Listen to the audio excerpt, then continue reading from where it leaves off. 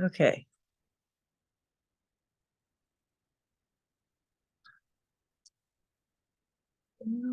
It all.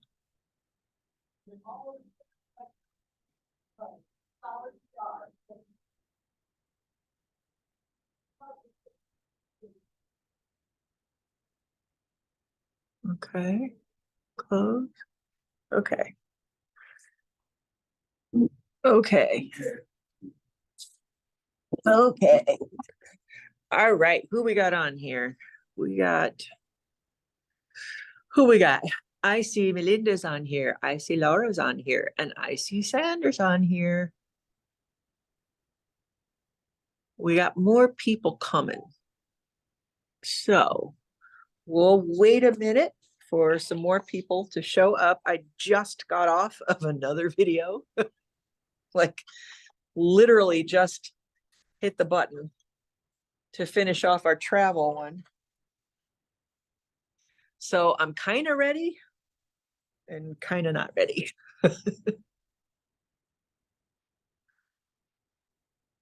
Did everybody get their stuff cut?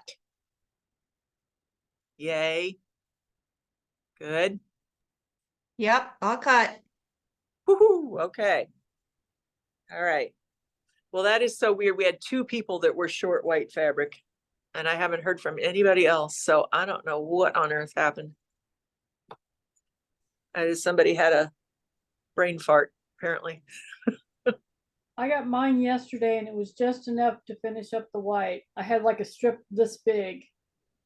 Yeah, and Melinda was short half a yard. That's what I was short, was a half a yard. Oh, you were short half a yard. Okay. I was short a half a yard. So you're the other one that was short. So two people were short half a yard. Mine cut and I wasn't short. So whoever cut those two kids apparently had a brain fart. It happens. We cut a lot of kids in here. It happens. It's all good. Yeah, well, at least we had the fabric. It would have been kind of fairly tragic if we hadn't had the fabric. All right. Well, do you think the other people are going to be here or not? Do we wait for them? I don't know. How many more do you have? 4. 4? No, 5, because I count as one. There's 4 of us on here and I'm one of them. So there's 3 of you. So there's 5 missing. Huh. Okay, well. And I know Gail was working on it because she messaged me yesterday about cutting. And I don't see her on here. And I don't see Denise. Or Vicky. Okay, well.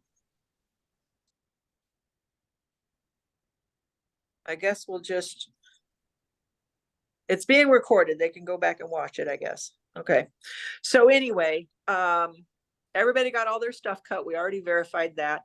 Does everybody have a seam roller? Anybody? I don't have one. No. Okay. Do you have one of these with a flat side on it? No. Okay. Well, I mean, you can use a hot iron. You can just use a hot iron. So I've got a little iron right here. Like a mini one, like a little mini? Yeah. Okay. Yeah. So you can use that. So I'll just use that instead of the seam iron then. Okay.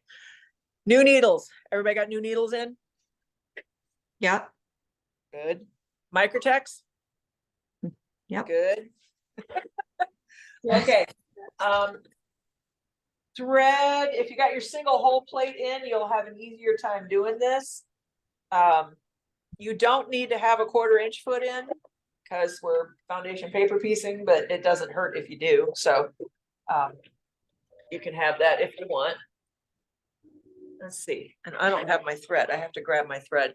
So what you're gonna wanna do is on your machine, you're gonna reduce your stitch count down to somewhere between 1.5 and 2. I usually just take it down to 2. I don't go much further than that. If you have got, oh shoot, my brain is slightly fried right now. I've been answering questions. Tie off. If you've got the tie off function engaged on your machine, if it's doing a set stitch before it starts, turn that off. You don't want that to happen with this. I'm gonna grab my thread. I'll be right back.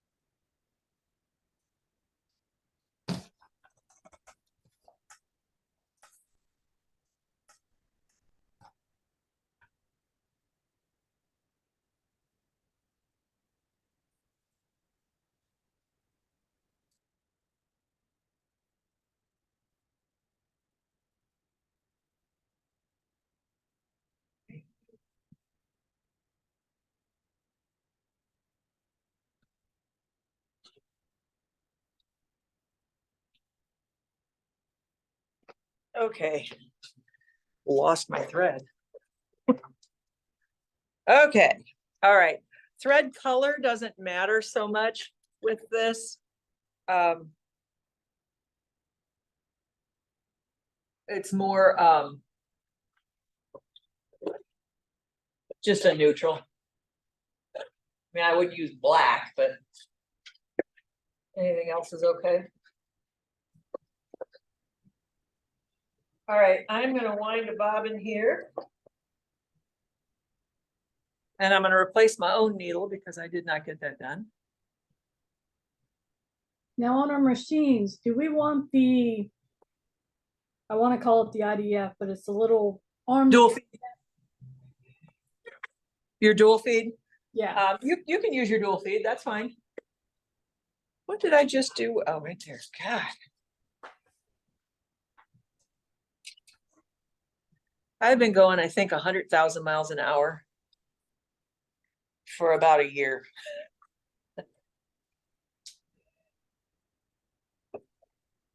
And I think my get up and go is about got up and went. Okay.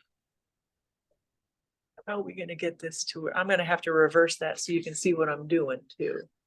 You said the stitch count is 1.5?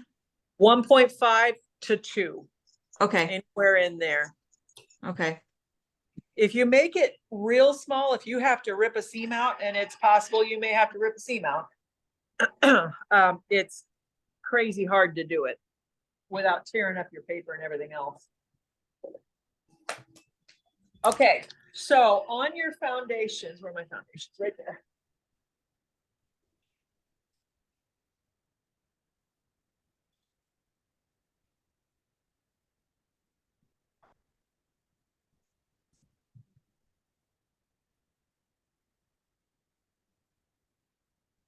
Okay. On your foundations, you have 3 different blocks. One of your blocks is 2 pieces. So you have to attach that. That would be this one.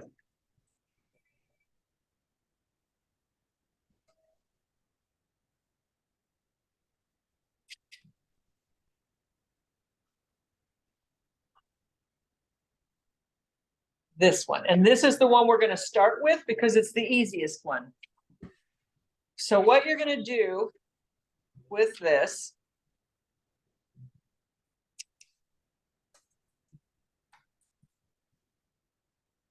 is you got this page right here that has all the different strips on it.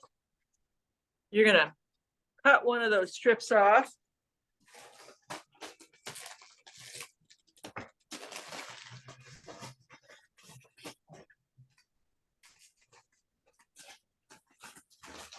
then let's see, how can I do this?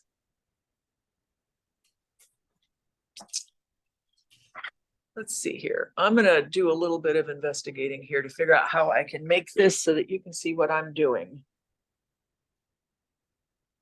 Ow.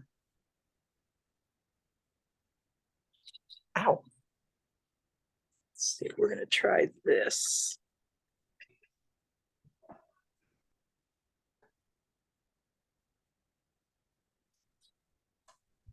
Nope, that's the wrong way. So we're gonna try this.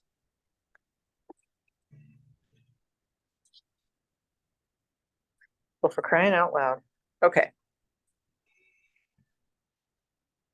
I want you to be able to see that. Okay, so for that to happen, this has to be like, how do I make that happen? Okay, I'm gonna put the phone down for just a second. I'm gonna mess with this holder thingy.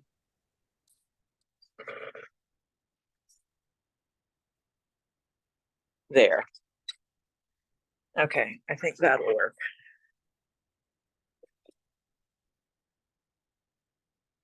There.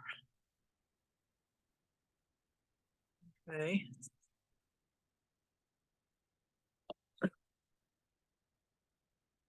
Or not. There. Okay, can you, all I see is a thumbnail. Can you see this whole workstation? Well enough to see what, okay, good. Okay, so what you're gonna do is you're gonna take this and you're gonna line it up.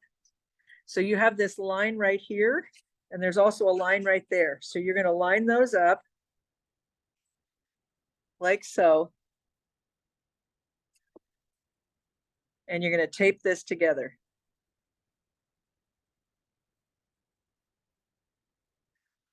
Okay. You are not gonna tape over where you're gonna stitch, because then it makes it hard to get the paper out. So you're just gonna tape here, here, and here. And that'll be your first, this is the first block we're gonna work on. So why don't you guys go ahead and get those pieces put together? You should have 25 of those, 25 of them. Did you put the little piece on the top when you, because it doesn't line up exactly right. Can I see yours? Uh-huh, here it is.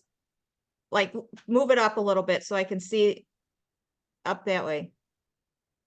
Okay, up a little bit more.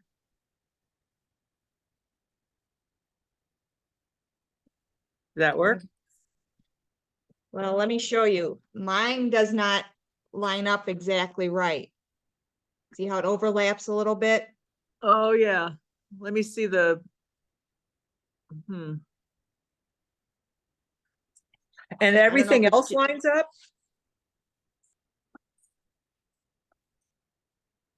Here, let me tape it and I'll show you. Okay. It looks like it's a little big.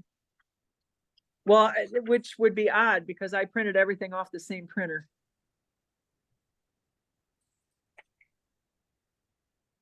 Okay, so if the bottoms are lined up, I'll show you. Okay. So you're not lining up the actual paper, you're lining up the lines, right? I'm lining up the lines, yeah. Okay, okay.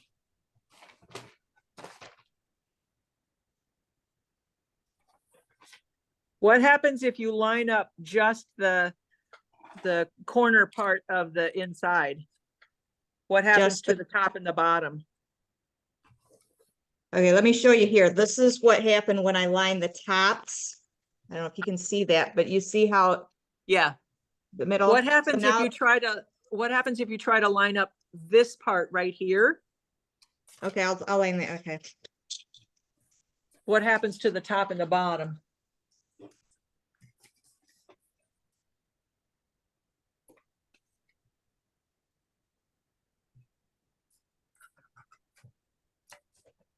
Now it's not exactly.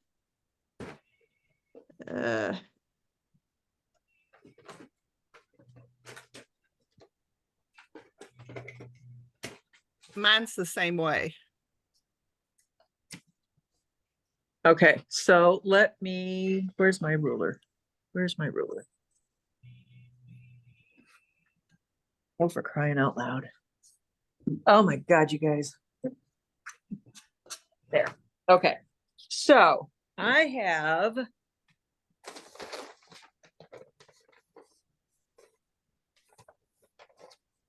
point to point should be 9 inches. If you measure point to point, do you get 9 inches? Let me grab my ruler. When I did mine, I cut with a ruler, the little piece Uh-huh, with the ends, and it lines up fine. I cut the extra part off of the little piece okay. and then just line the 2 lines up. Oh, so you're saying you cut here? No, I cut here. I cut this part here. Oh, that line, okay, Yeah. okay. Linda, try that. If Here, I, let Show I'll me go cut again. this. You, if, Let me go cut mine and I'll see if I can do that way. okay.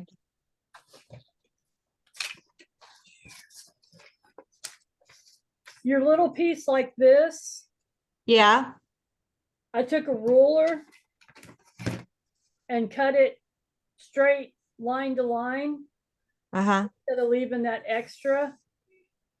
And then glued it on that little edge that's still there, and it lined up fine.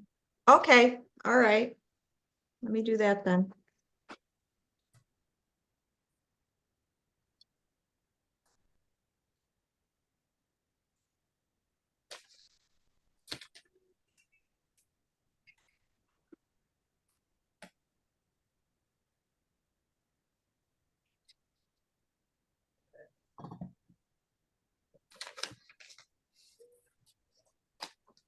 All right, I just chopped all mine up. Let's see if that works for me.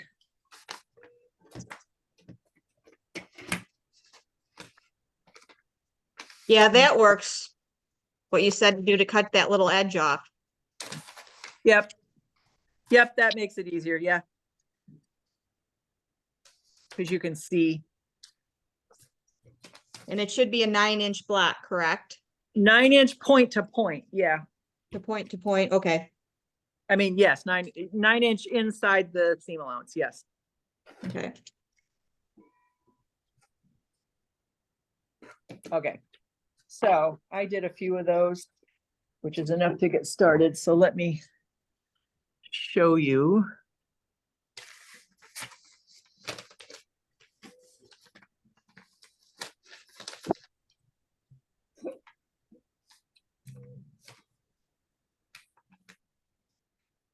How we get this going.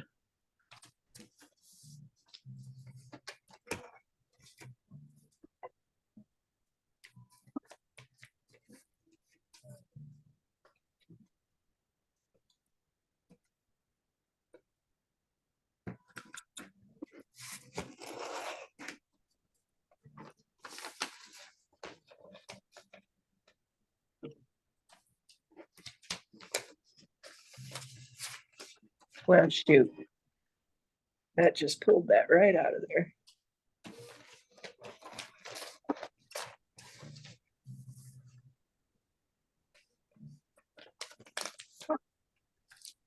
There we go. Okay. All right. I do have my dual feed down for whoever asked about that. I forgot who it was. But the first thing you're going to do, let's see, which one are we going to make? We're going to make, I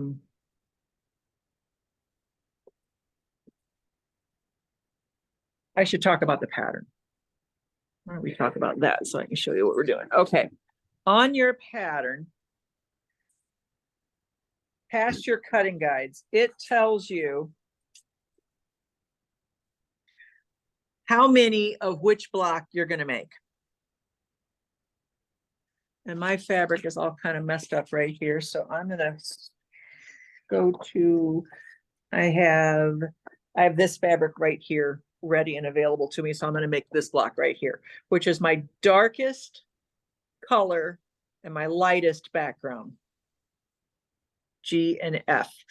On your back page of your pattern, you would have had, see if I can find it.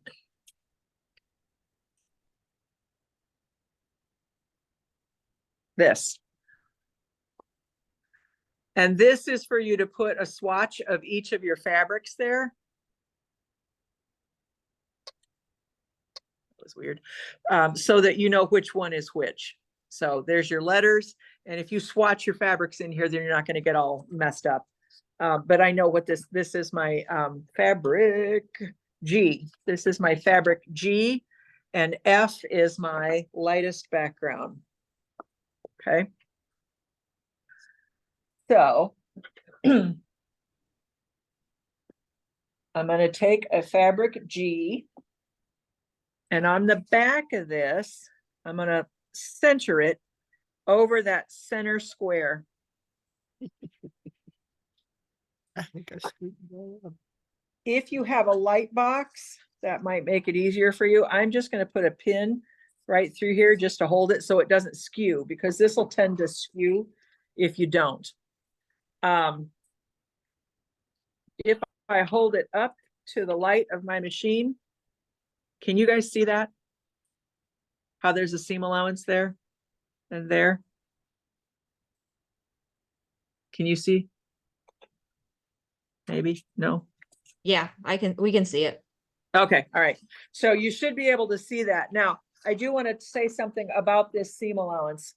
Your seam allowance is going to be 1/4 inch, which that's good. That's what we want it to be. But you see how thick these lines are? These lines are a 1/16 of an inch thick. Your 1/4 inch seam allowance needs to be 1/4 inch from the middle of that line. So if I take my ruler and I put the 1/4 inch mark right in the center of that drawn line, I can then take my pen or pencil or whatever, and I can mark, that's going to be my 1/4 inch. If you go like a 1/4 inch from the outside of that line, and I'll draw this on here so that you see the difference. You see how much more fabric you get? You do not want your seam allowance to be from the outside of that line. You want to stitch on the center of that line, and your seam allowance should be here, not here. Does that make sense? Yes, no, maybe. This is going to be very important when we come to do the, what is it? The rectangle and a square block, because you'll So- never get those seams to line up. If you have your seam allowances out here, you need this 1/4 inch seam allowance from the center of that line, not from the outside of that line. So when we do the stitch, you said to stitch in the middle of that big, Right in dark the black middle line. of that black Yeah. line, yes. Okay. Okay, so for this one, all I'm gonna do, and everybody has this white fabric. If you look at your white fabric, it has a stamped, the design is stamped on one side and not on the other. Make sure you have it facing properly. So you're gonna line that up on there, and if you flip it out to make sure that the point is in the right place, that'll make sure you don't have to rip stuff out. Get it lined up. If you need to, you can pin it. Get it right underneath here. And what you're going to do is you're going to bring your needle down right in that corner. No backstop. And you're going to stitch in the center of that line.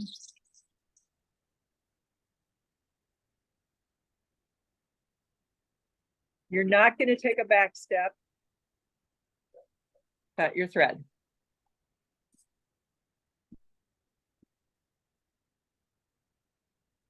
Oh, and Lori used this machine last.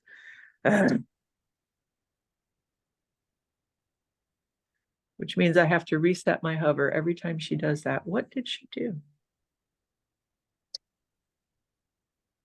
I bet she turned my thread cutter off too. No, she didn't. Okay. Okay.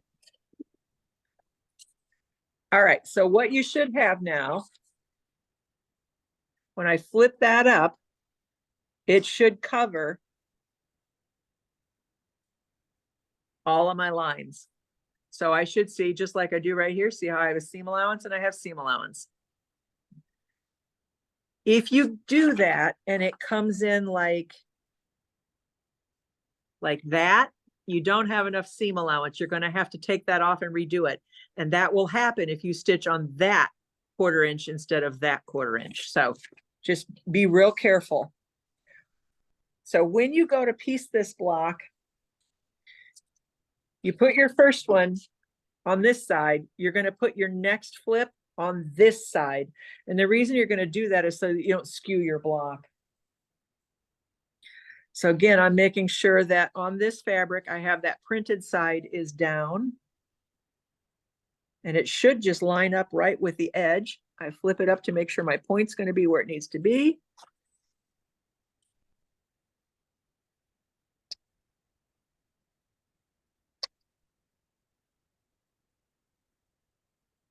Forgot to lower my own stitch thing.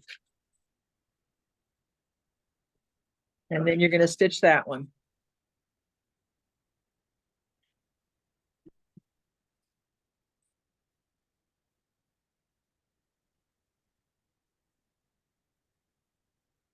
Right in the center of that line.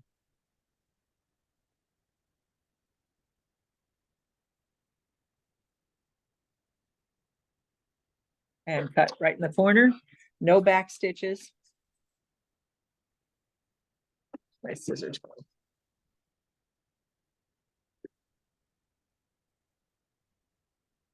Flip it up. And if you have your seam roller, use that. Otherwise, use your iron. Don't use steam or you'll bubble up your paper and it's a mess to work with then.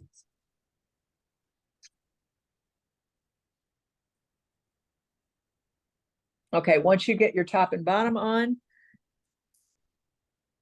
then you can put your sides on. And as you can see, we're not taking any seam allowance off. We're not doing any trimming. There should be no waste.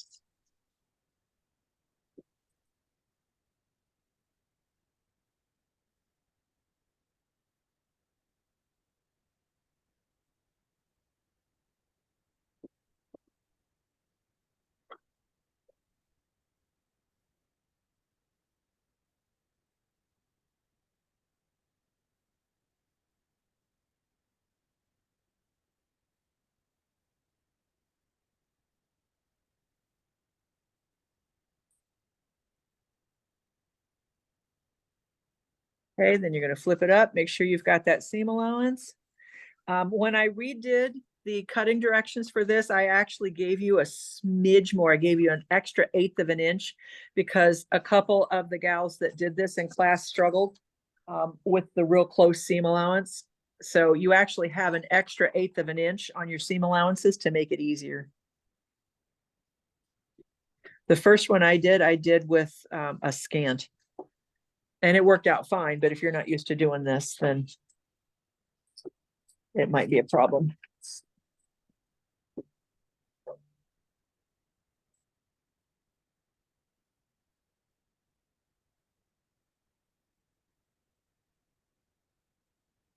Okay.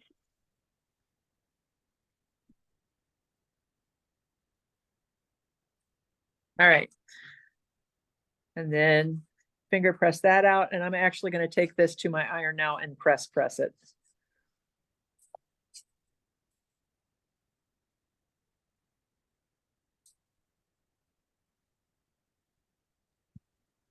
Do you suggest pressing after each little black triangle you put on, or do you suggest waiting till you put all 4 triangles on and then pressing it?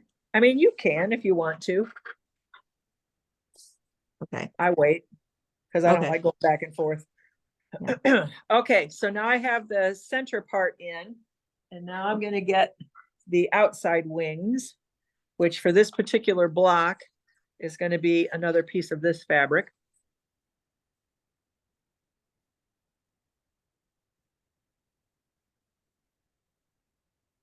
Okay, so, and I should be able to see that seam right through there. That I've got seam allowance on there.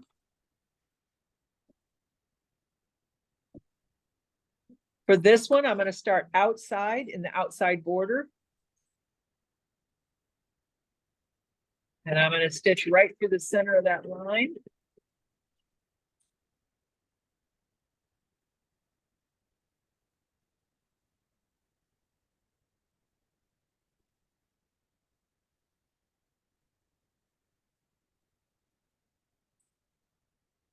And then I should flip it out. And then the one thing I'm gonna check for this one is to verify that I'm all the way out to my seam allowance. And if you can see that, I am. I'm all the way out to here. And I'm a little past there. So when I trim this off, this will come off over here. And I'm gonna do the same thing on this one.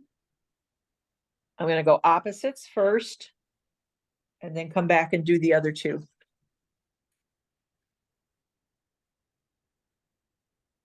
And my table is got static cling today, like nobody's business. Everything is sticking to it.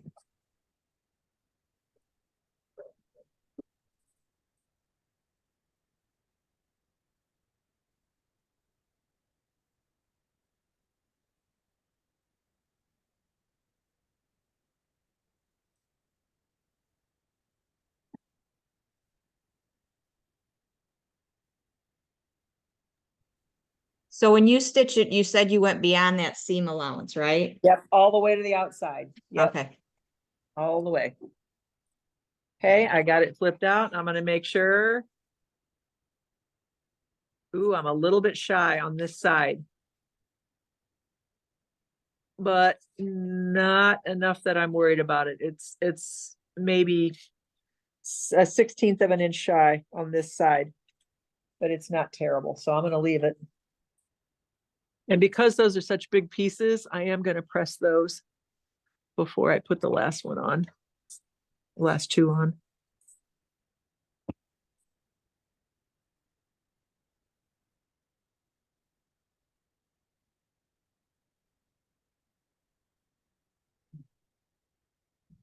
Okay.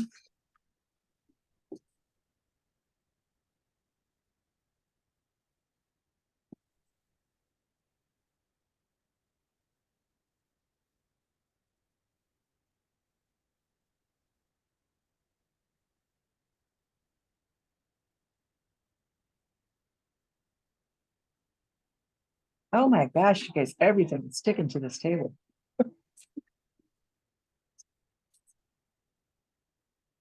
Okay, I flip out and I'm double checking every time. And I'm good.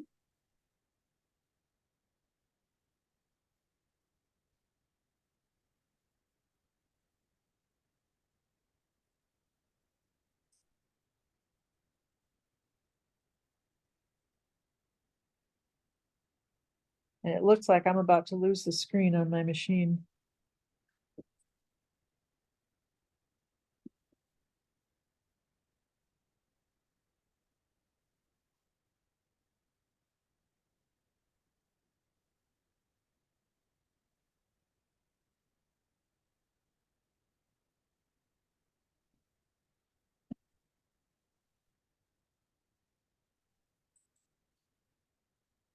Okay. And I'm checking again. And I'm good. Okay, so I'm gonna press this and then I'm gonna trim this block down. So when I say trim it down, this is what it looks like on the front. I'm gonna trim to my seam allowance, which is the lighter line, not the dark line, the lighter line, all the way around. So give me a second, I'll go cut this. I'll be right back.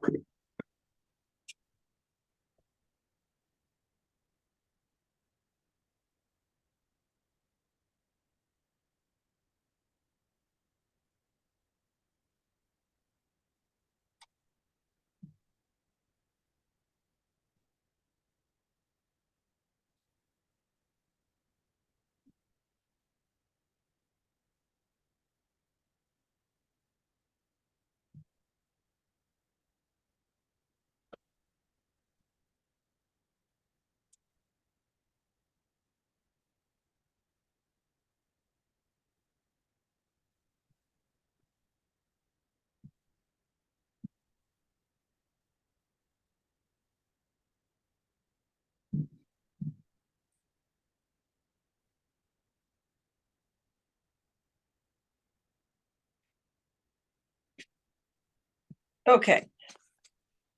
So I got it trimmed down to my outside seam allowance. And if you'll look, I have a little bit of paper showing here, but it's way less than 1/4 of an inch, so I'm okay. I have just a sliver showing here, way less than 1/4 inch, so I'm okay. So that'll catch in my seam allowance. I'm gonna leave this paper in, because when I go to sew these together, I can put right sides together on my block, sew right on this line and make sure everything lines up perfectly. Then everything will be perfect. All of my points will line up. Everything will come together like it's supposed to. And then you'll get that secondary design in there and it'll be perfect. See how your points? Perfect little points because you sew in the middle of the line. Okay, on the, where'd the pattern go? What do I do with it? There it is. So on the pattern, it shows that for this particular one, I need to make 4 of those. So I'm going to go ahead and do that. And hopefully you guys are sewing along making this particular block yourself, because the next one we're going to make is slightly more difficult than this one. So if you can get this one down, then we'll do the next one and it'll be a little easier for you if you've got this one down.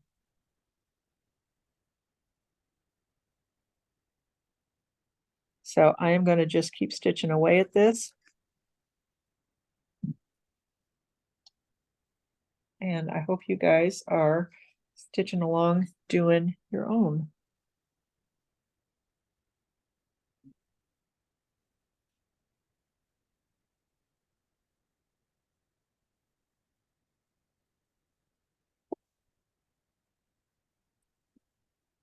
Once you get a whole set of whichever block you're making done, it's a good idea to cross that off.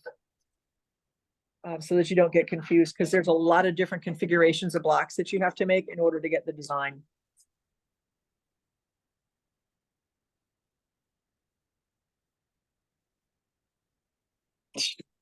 And I just did what I told you guys not to do.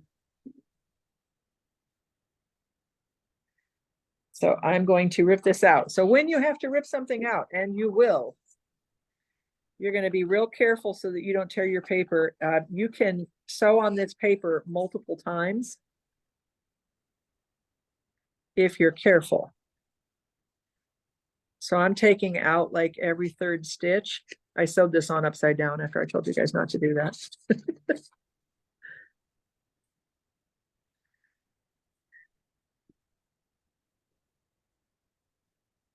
Okay, so I take out every 3rd stitch or so, and then when I come on this side, I should be able to just pull that thread up out of there.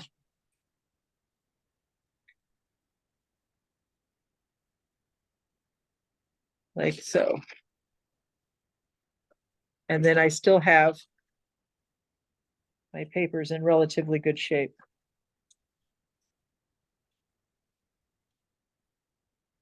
So I can take this and turn it the correct way.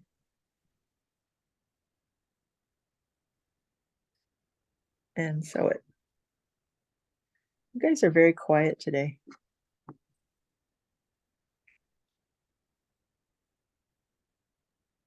I know I'm trying to concentrate on what I'm doing so I don't make a mistake.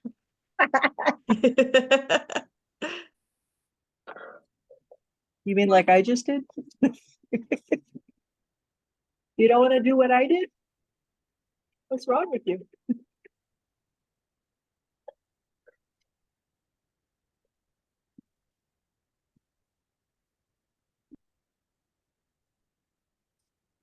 Oh, shoot. Didn't cut my thread. Oh, look, it's the right way. Go figure.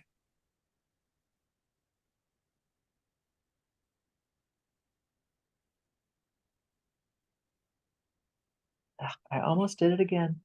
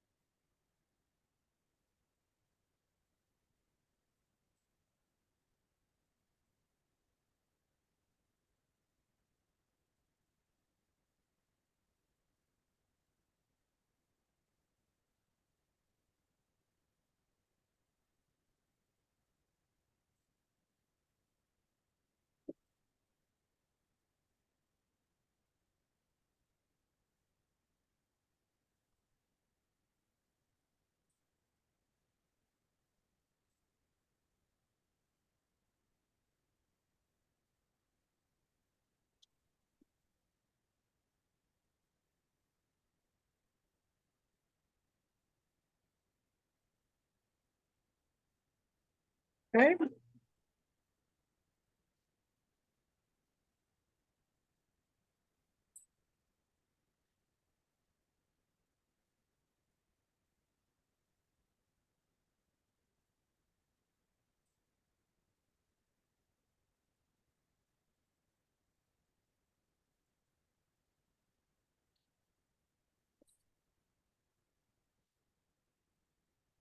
Okay, once you get going on this, it actually goes pretty fast.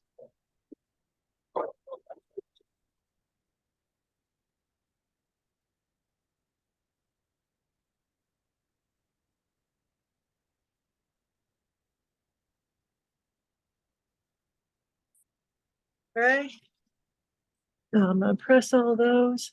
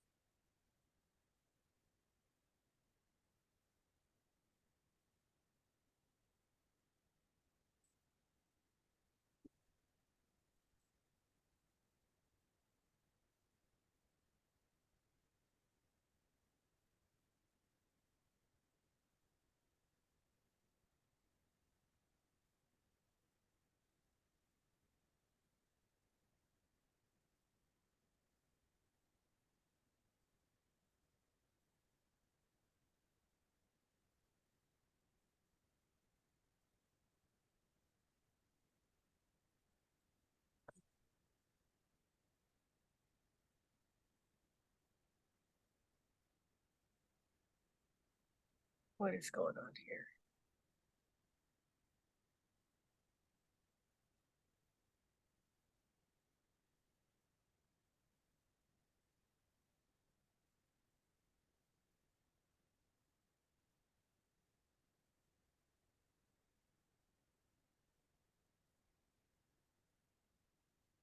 Okay.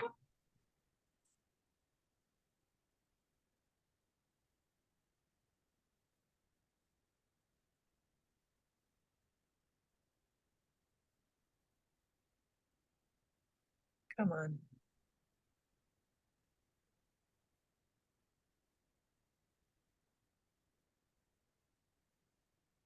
Okay.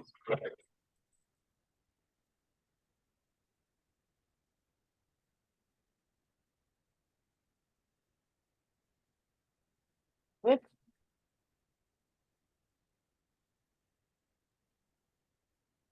When I did the other one, I started with all of the neutrals because there's more neutral blocks than there are blocks with colors in them. So I did all the neutrals first because they were kind of boring. Background colors and white. And then by the time I got to the colors, there weren't that many left to do, so.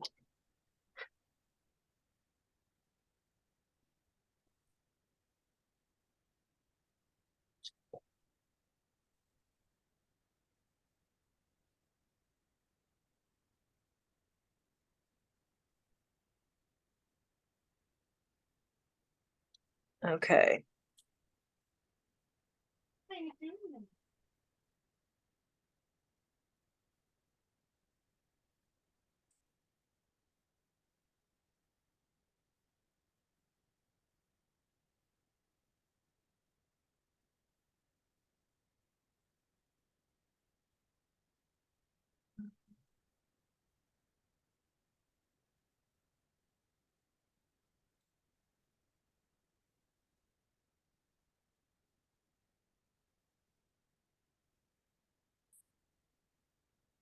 Okay.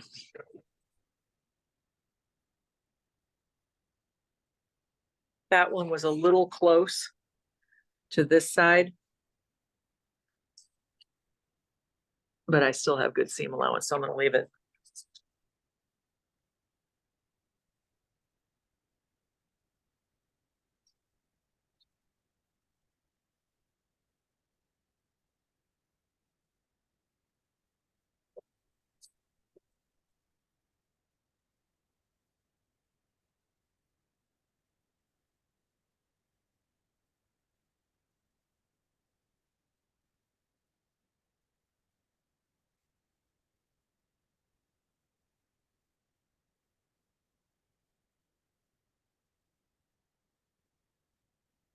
Okay.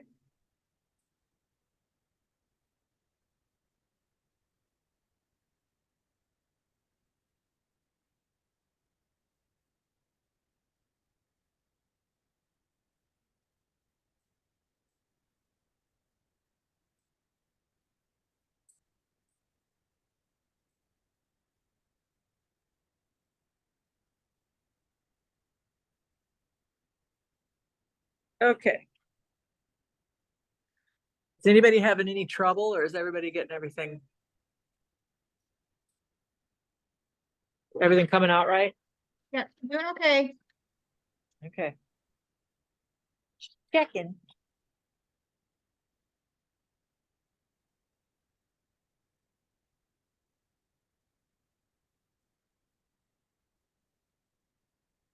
My little ironing station is to the right here. There's not enough table space for me and all my stuff. All right, I'm gonna go trim this one down.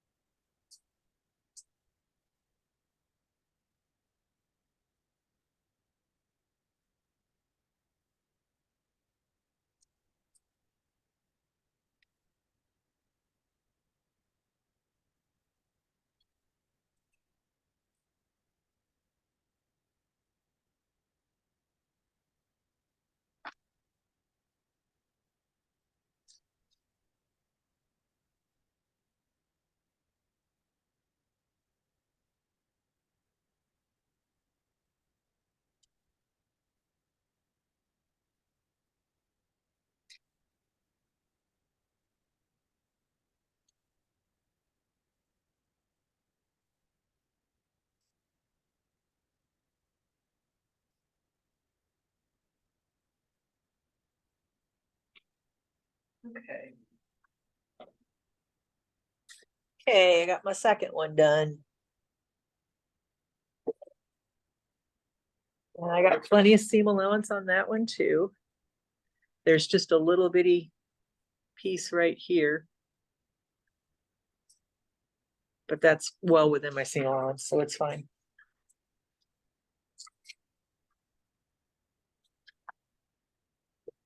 Okay.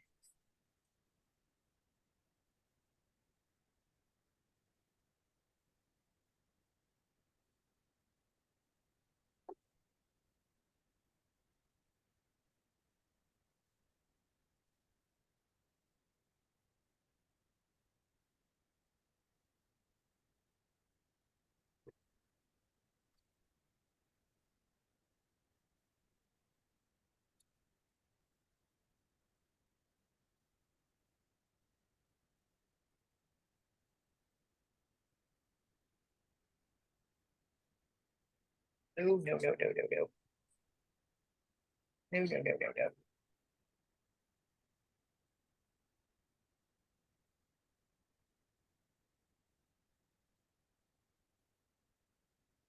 Yeah.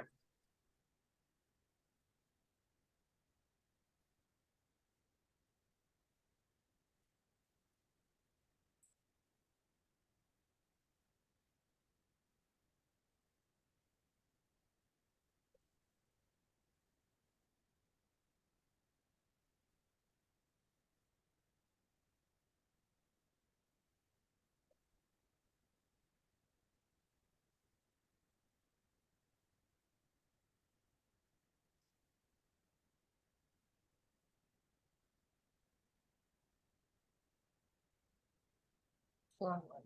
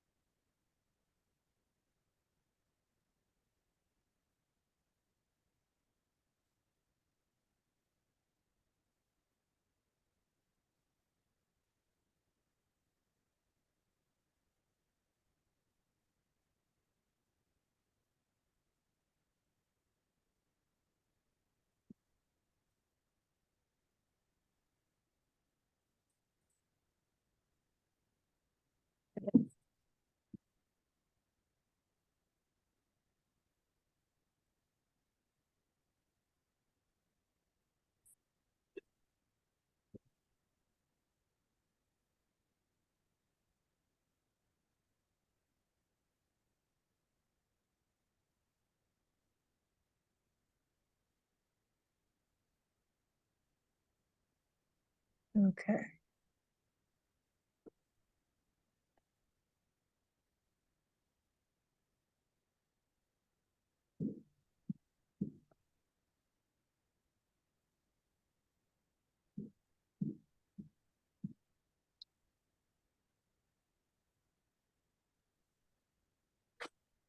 Okay.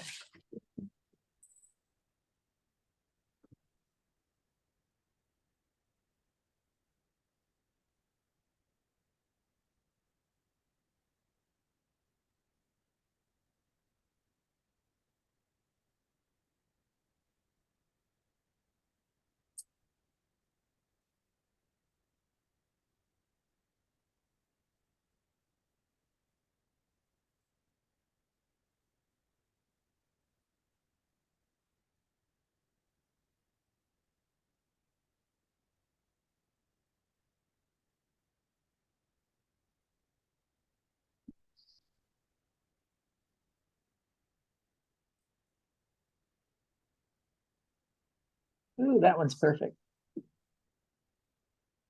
Yay.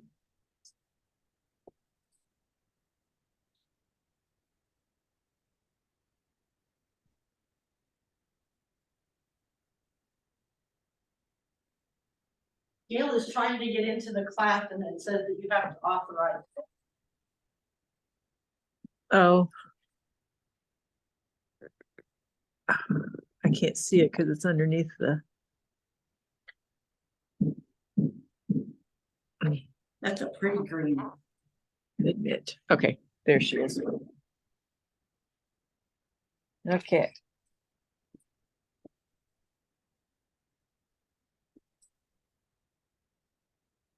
Did she get in? Think she got in. Hi, Gail.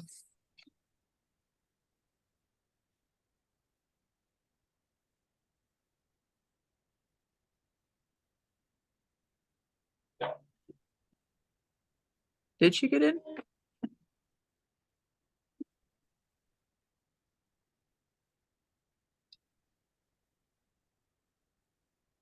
No, yeah, she did.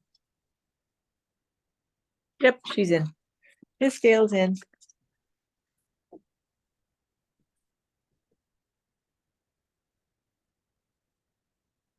Okay.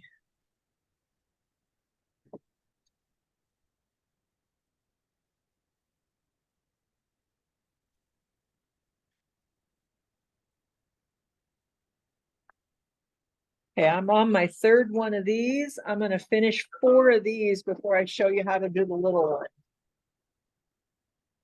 And we're gonna finish up with the rectangle in a rectangle and a rectangle, I guess it would be. Because that one is a little fussier. than the others to get just right.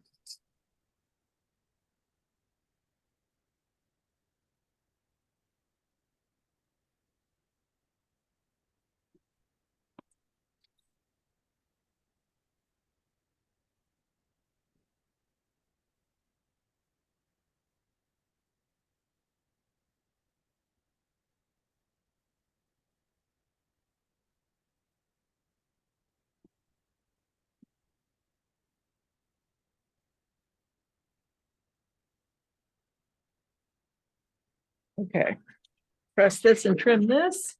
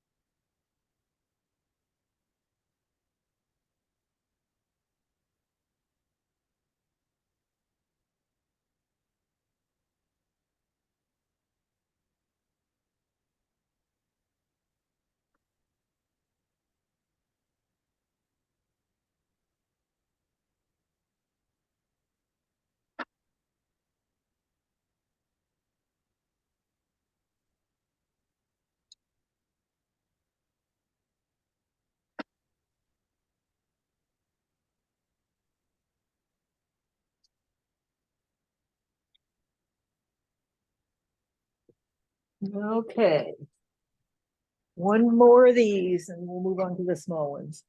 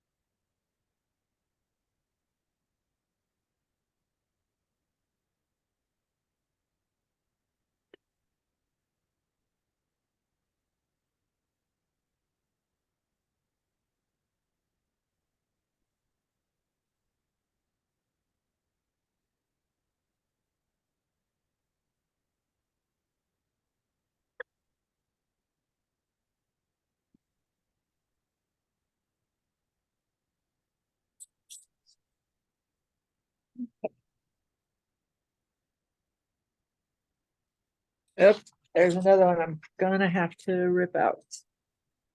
Got too close to the edge on that one.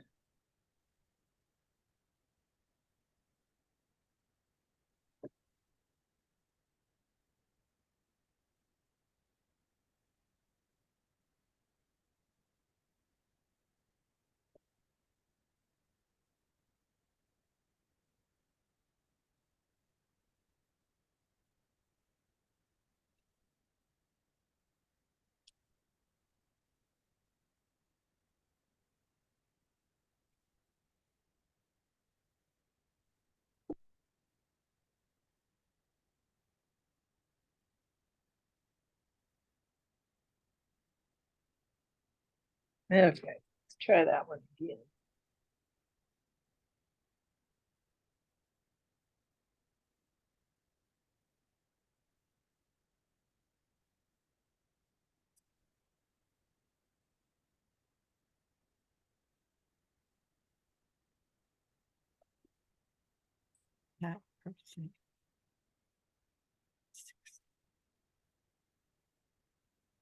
Here we go.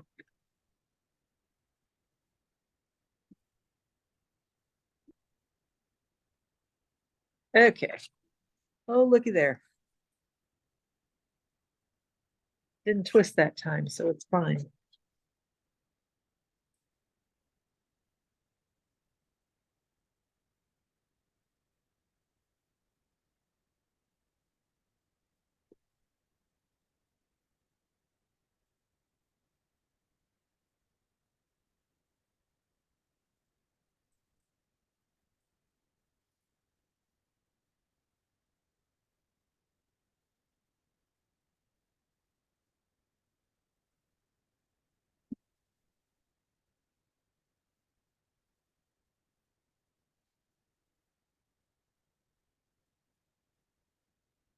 Okay. My last 4 rounds, and then I'm going to show you the little one.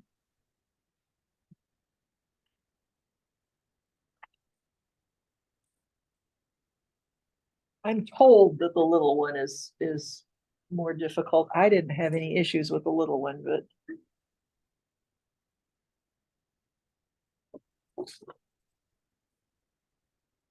I had a couple of gals at the class that we did in Manitowoc for this that were Judy Niemeyer people. So they were trying to do this like a Judy Niemeyer, and it's not. This is just straight piecing. Come on.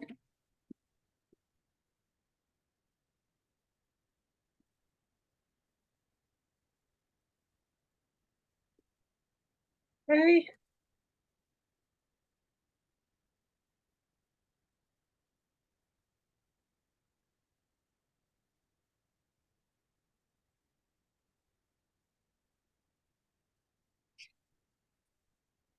I don't know what the weather is like where you guys are all at. Well, one is here. But the rest of you, it was 60 degrees yesterday afternoon. And it was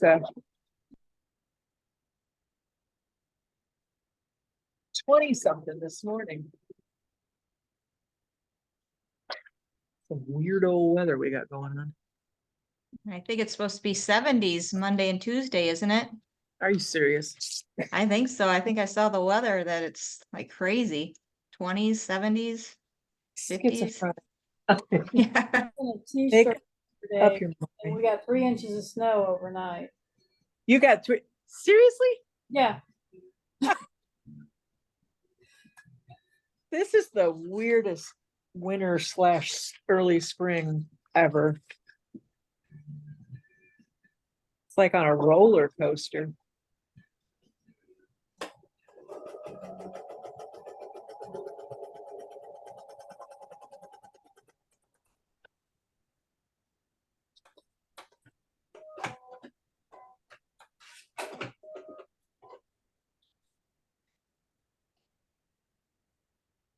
Three inches of snow. Good grief. Although it snowed here last Friday. And then was 60 degrees 2 days in a row this week. So who knows?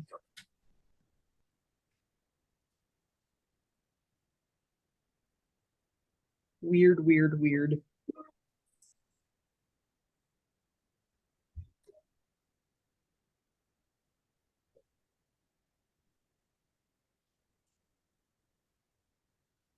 All right, that was my 4th one of those. So I'm going to press this and trim it, and then I'm gonna be back and we're gonna start with a smaller one. So I hope you guys got at least one of them done. Did anybody not get anything done, or are we all good? I'm good. And Laura hasn't said a word. I'm assuming she's okay. She's being very quiet. I haven't finished cutting. Oh, I have the gray cut and part of the white.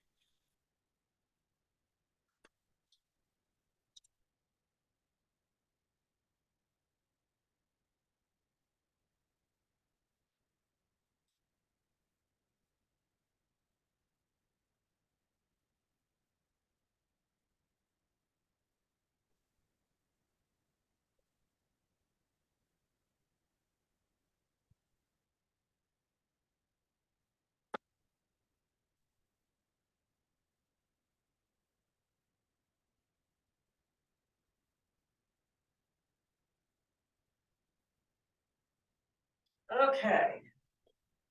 Well, I hope you have enough of the white. There are two people that didn't. All right. So. I'm gonna go to the little square and square. I honestly, I don't know why they were struggling with this one. I think this one's easier than the big one myself, but the very first thing I'm gonna say when you're doing this one is you're gonna want to trim all of this down. So I'm gonna go cut all of these down because I probably could have fit two of them on a page, couldn't I? That would have been more effective. Well, anyway, I'm gonna go cut this down so that there's not as much paper to navigate underneath the needle.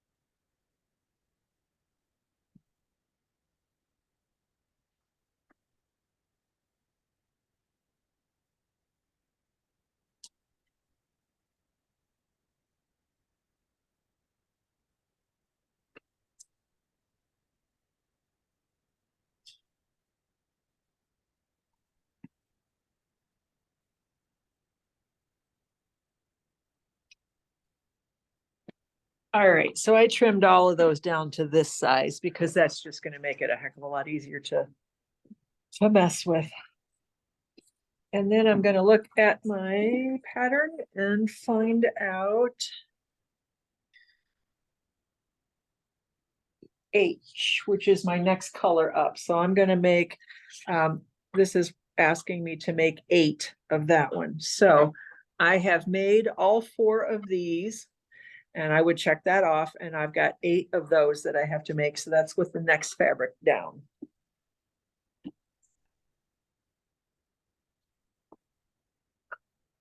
Some of these blocks, when you get into, and we'll talk about this, but when you get into this one, see you've got one color on this side and another color on that side, and this has got one on this side, one on that side. So it's really, really important. This one's got, all 3 sides are one color and then just one on the other color.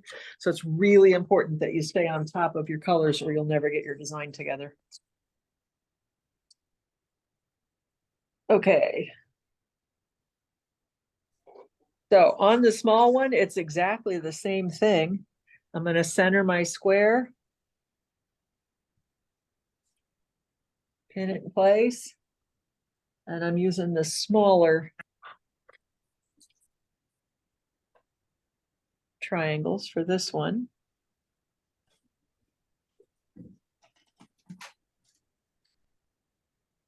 I really did not think that this was any more difficult than the large ones, but those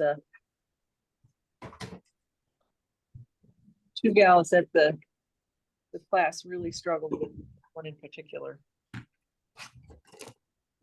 So we saved it for second.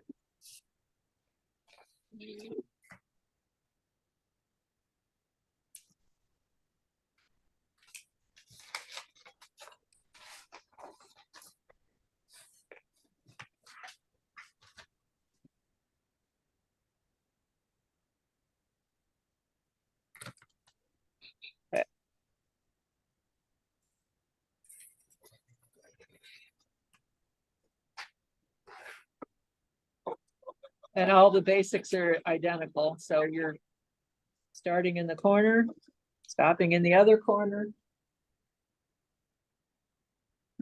Going opposite sides to put the wings on so that the block doesn't skew. And if you're worried, so like I have a little bit of green showing here, if you're worried about that showing through, just take a pair of scissors and cut that down. You know, if you think that's going to show through your final product, and it might.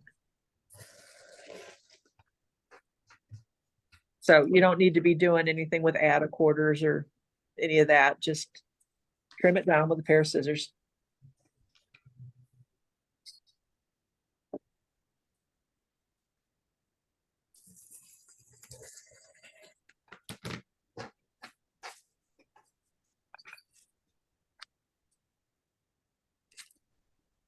Does anybody have puppies or kitties helping them? They are in the house. My puppies are at home.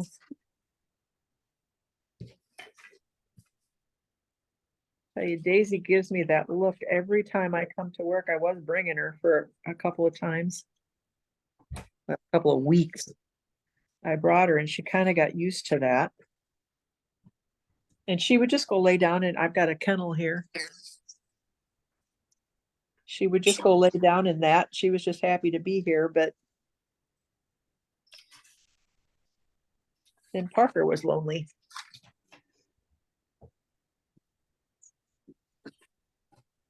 And Parker can't come here because Parker would baptize fabric.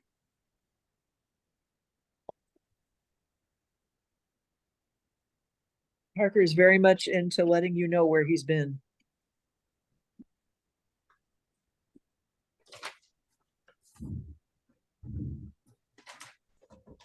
Okay.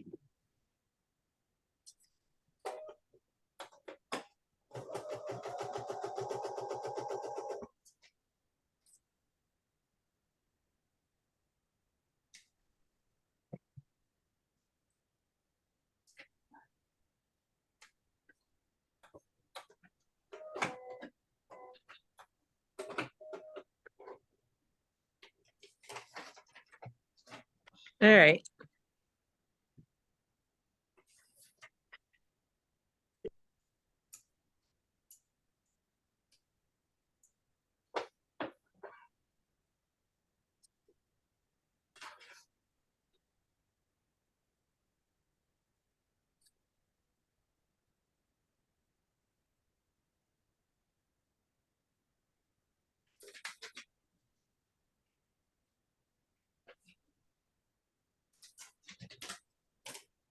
This should theoretically be easier for you guys than it was for my first group because, like I said, I bumped up the fabric by 1/8 of an inch on every piece so that you had an easier time aligning things up.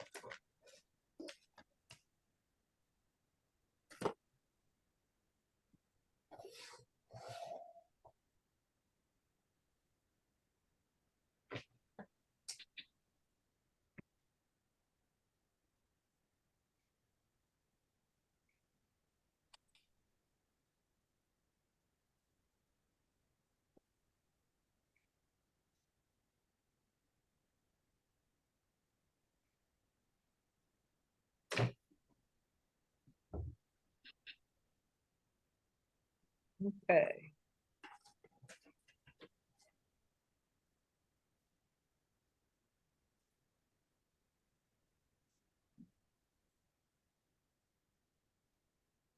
Why did you say this one was maybe a little harder? The little black? I didn't think it was. I thought it was about the same. But there was a couple ladies at the class that really struggled with this one in particular. So I was like, well, all right, maybe it's just me and it's harder. Why, do you think it's easier? Lisa, I'm on the second big black, so Oh, I don't know yet. okay, okay. I didn't think it was harder. But like I said, there were two ladies that were really struggling with this one in particular. So, okay. Yeah, maybe it's just me. Maybe it is harder.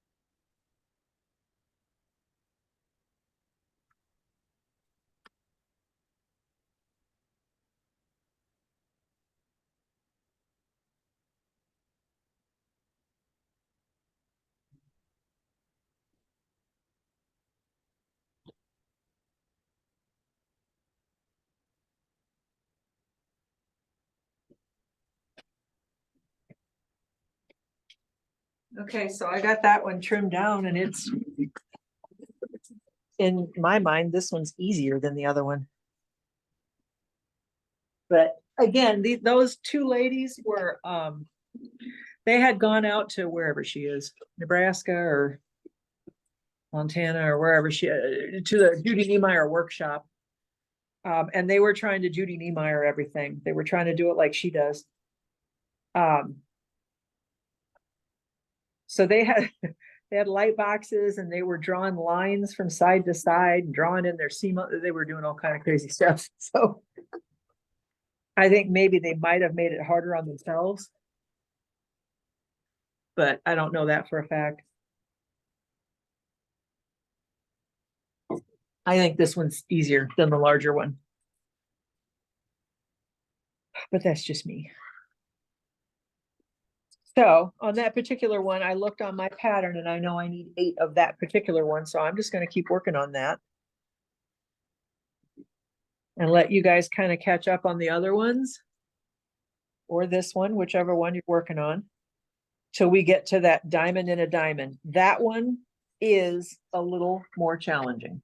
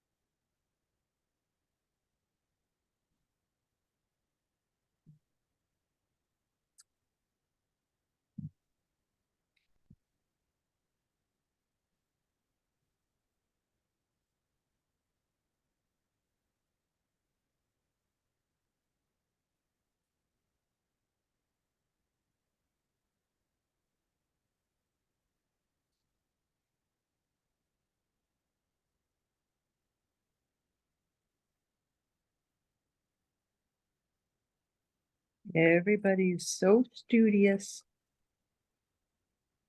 Being so quiet.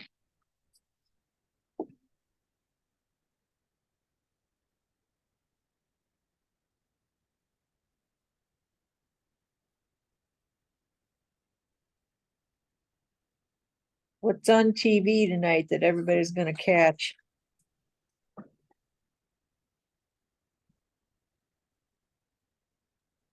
I have no idea what's on Saturday nights. Masterpiece theater night for me typically. I forget, they changed their lineup. I forget what they've got on now. Or is that Sunday? No, that's Sunday. That's Sunday's masterpiece. What is Saturday? Saturday's Mystery Theater on PBS. Although they keep showing all the promos for the new Dune movie. And I'm a science fiction person, so I would really like to see the new Dune movie.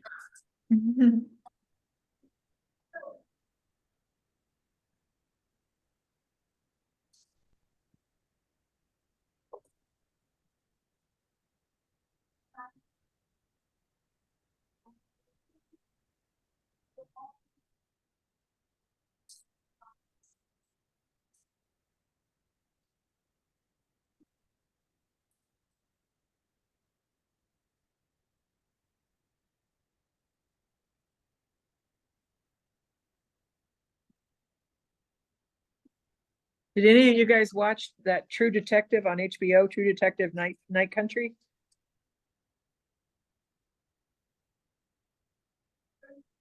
Is that with Matthew McConaughey? He was in last season. This season it was they were in Alaska. Yeah, I didn't see that one. Yeah, Who's Lord. the actor in it? Yeah, my brain just fried. Jodie Foster. Okay. Jodie Foster plays the sheriff of this Alaskan kind of Inuit town.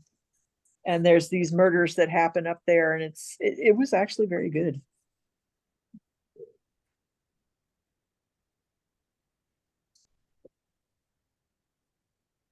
I missed the finale was Sunday and I missed it, but they replayed it on last night, I think it was. So I got to see the end and I know who done it.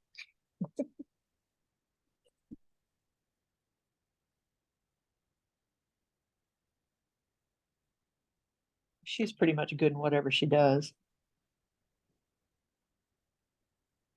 I didn't see the Matthew McConaughey one. Oh, I think that was the first, was it the first one? Tommy Lee Jones? I can't remember the other actor in it, but it was Oh, good. wow. It's Tommy Lee Jones and wow. I think, I could be wrong, because it's been a while since I've watched it. I wonder if they're replaying that anywhere. I don't know. Do you watch Netflix at all? I used to have a Netflix thing and I canceled it because I just never have enough time. So usually I Oh. just catch whatever's on. I I see. don't record anything because I know I'll never go back to it. Yeah. Because I just watched Dead to Me. Christina Applegate's in it. Oh, They just had the third like season on there, so I thought that was kind of a cute one. Kind of like a dark comedy, kind of. But is she the one that had breast cancer? yeah, now she has MS. Are you So serious? yeah, and like right before they were filming the third season, that's when she came down with the diagnosis of MS. So they kind of had to try to hide it, you know, and kind of work with her as far as her acting, you know, in it. But So does it's she cute. have like visible symptoms already? Yeah, she walks with a cane now. Oh Yeah. my God. But I think when they filmed this, she could still walk a little bit, but a lot of her scenes she had to like sit down. Wow. But yeah. Yeah, I like her. But talk about, you know, having some health issues, breast Nope. cancer and then Did it. that. Jeez. young. She had breast cancer young too. Yeah. Yeah, 'cause I think she's like 51 maybe right now. Jeez. I guess you never know. Doesn't do you any No. favors being rich and famous, does it? Yeah, right.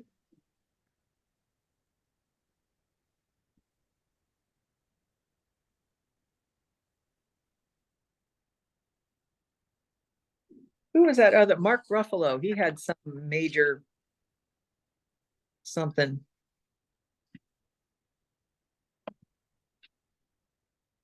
Like one side of his face didn't work or something. Oh, and who was Has the he- one that got run over by his tractor? Yeah. Is that Jeremy? Yes. Yeah. Yeah.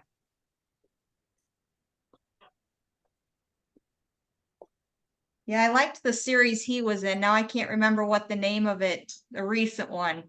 That mayor of something or other town. Yeah, Mayor of Kingstown or something. Yeah. Yeah. Yeah. Yeah.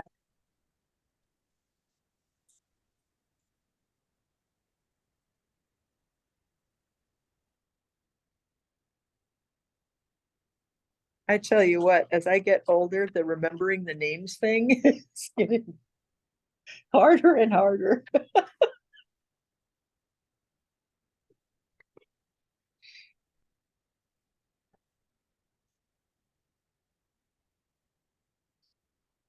We had a Facebook Live that we did down in Peoria.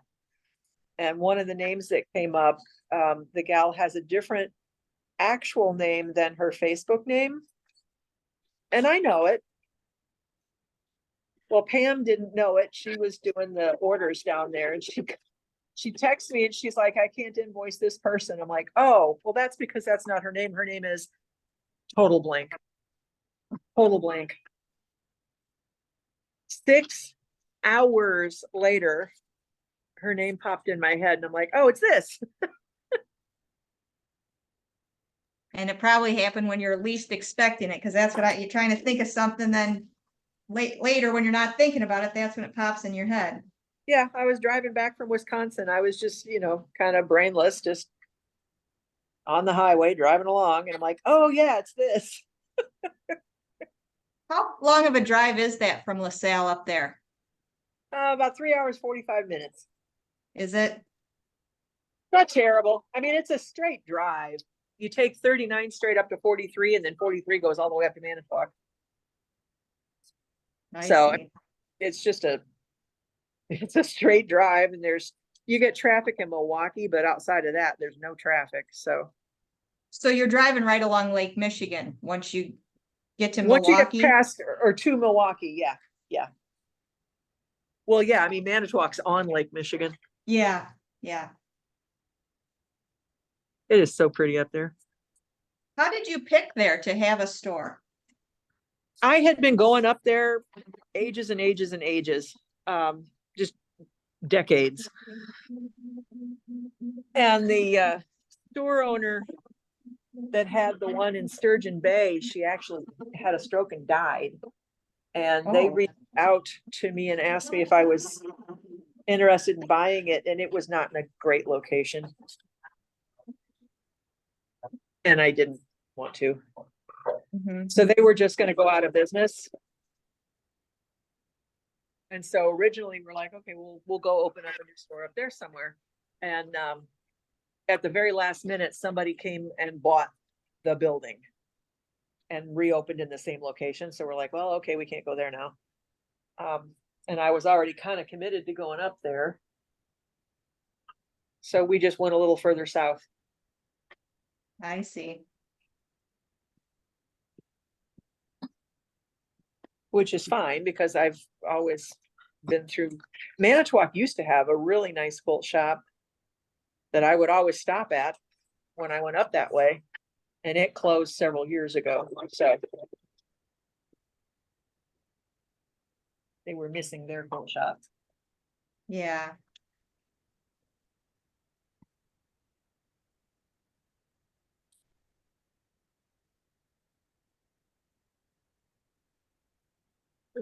I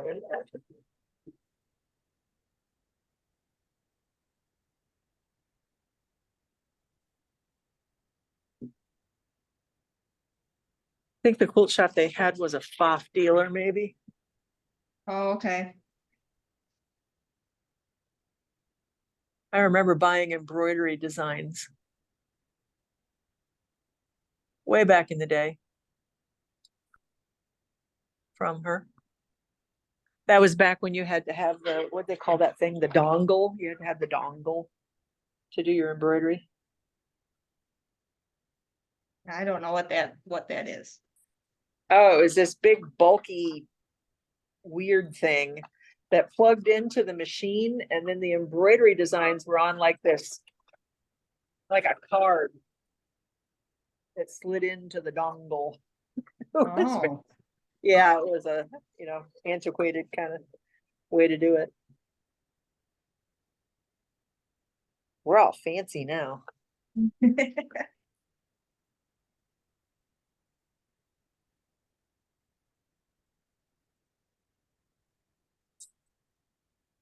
Lisa, with the topic of fancy, what size is that, so steady table are you using? This one is 18 by 24. This one is big enough for me. That great big one, oh, what do they call that one? I forget the name of it, but the one that's like 30 inches by something. I mean, you got to store that when you're not using it. And what if you take it somewhere? Then you have to figure out how to carry it. They don't make a carrying case that big. Like, no, thank you.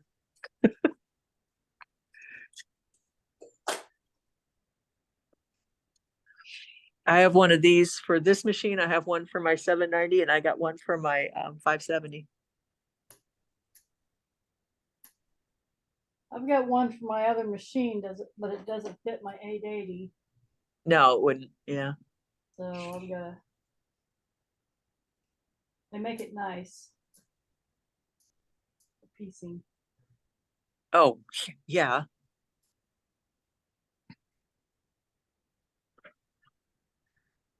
Yes, it most certainly does make it nice.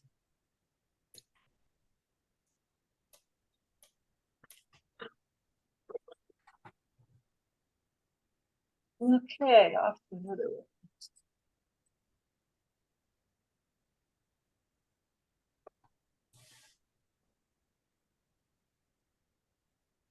Although I've got static for some weird reason on this one today. Everything's sticking to it.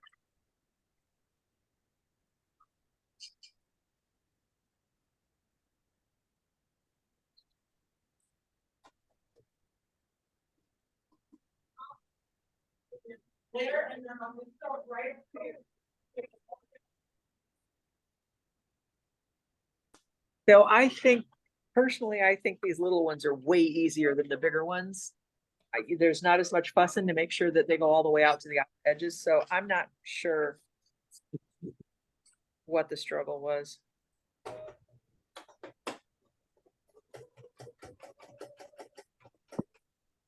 That should be all of them.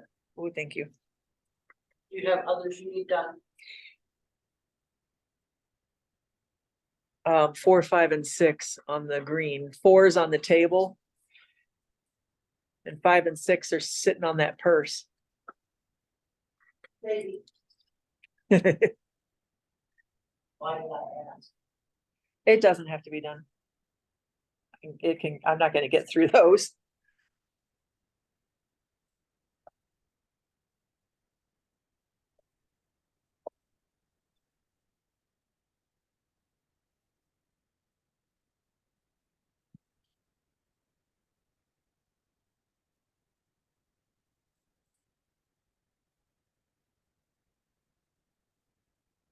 Okay, well, while we're all just stitching along, I should probably, because we're not gonna get to putting rows together. You guys aren't gonna have enough blocks done to do putting rows together. So let's talk about putting rows together. So, when I put it together, I did it from the top to the bottom. I did one whole row, pieced the whole row, then did the next row, and then put that row to the first row. And that way I didn't get mixed up or switch something backwards or do anything goofy. But I did press the seams open for all of my rows. So I left the paper in and put the blocks together, and then I did the seams open, because that way you could make sure to match up perfectly your next row. If you didn't do your seams open, you wouldn't be able to see where they needed to line up. The row seams you don't have to do open, because obviously it's already done. But the blocks in between each block, as you made each row, I pressed all of those seams open. And then when you put the next row on, everything lines up perfectly. We didn't take the paper out of anything until I had the whole thing pieced. I think if you look at that whole quilt that I did, I have one point that isn't perfect. Everything else lined up absolutely perfectly. And that one point wasn't a big enough deal for me to rip the whole row out.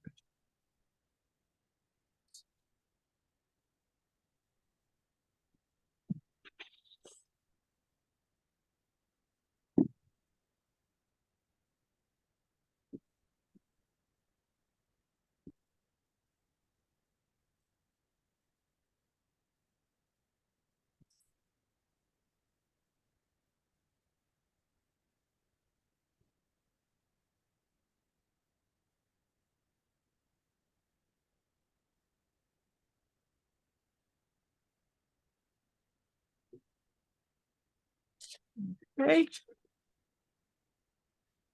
Is anybody on to the small squares yet? Or are y'all still on the big ones? Big ones.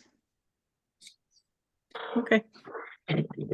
You know what, I'm having a problem when when I start stitching it, I don't know, on the big one, then when I get to the end, for some reason, this triangle is shifting, so then it's off. Well, if it's shifting, pin it. Go ahead and pin it before you start stitching it. You can, there's no problem with that. You can pin it. Okay. You might have, I'm kind of struggling. I got static electricity like nobody's business on this table today. I mean, if I put this up and it would stick to it. Look at that. I don't know what the deal is. I got terrible static. So things are sticking to this as well. And I had to make real sure that my triangles weren't getting caught and pulled sideways. But pinning, if you need to, would eliminate that. That's why I think the smaller ones might be easier. I think 'Cause this, I thought to begin with that the small ones were easier, but those two ladies were very vocal about the fact that they did not believe that they were easier. They thought they were harder. So I don't know. I take their word for it. I listen.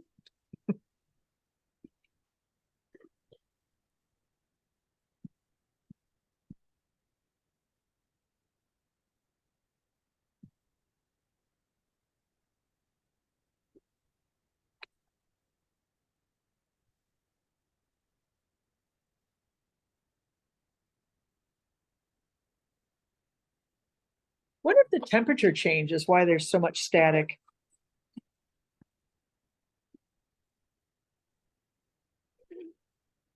Maybe it got dry or something.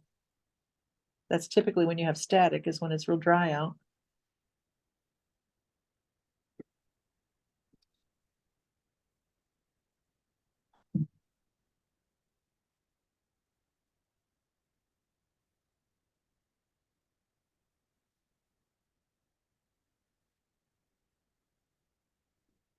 I had to go to the grocery store last night because I was almost out of doggy food. And I walked by the seafood section and they had made old-fashioned salmon cakes and had them ready-made. I'm having salmon cakes for supper. I haven't had those for ages. My mom used to make those every once in a while with canned salmon. I remember it.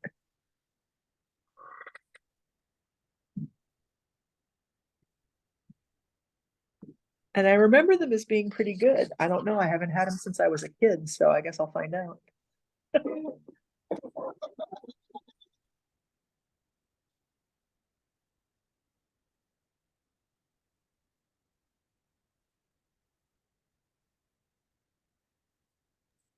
Do you shop at Hy-Vee then? Is that where you shop being in LaSalle? Yeah. Yeah. Yeah. The whatever this oh, what is the name of it? Family Foods or Valley Foods, which is just down here on Highway 6. They're Mhm. closed right now. They were purchased by someone new, apparently, which is not a bad thing because it was a foreign individual that owned it to begin with, and they didn't take care of their refrigeration was always down, or Ooh. they never had enough staff, etc. The place needed to be cleaned like really well. So hopefully the new owners will do a little better.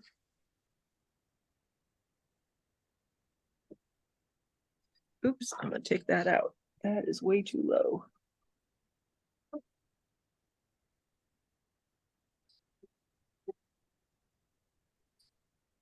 A lot of these foreign types buying businesses over here, your gas stations and your convenience stores and whatnot.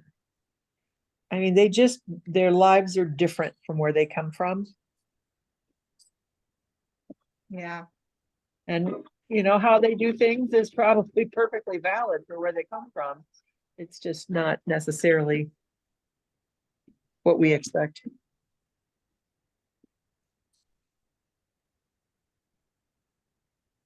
Ooh, that's better.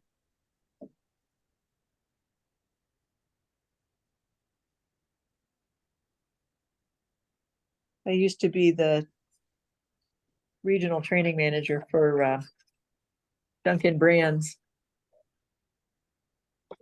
for emerging markets, and 90% of the Dunkin' Donuts franchisees in the Chicagoland area are foreign born. 90% of them. Wow. I think we had like 2 American ones, and everybody else was. Why do you think that is? Well, they do a lot of things differently from us, and one of those things is generational wealth and pooling their money.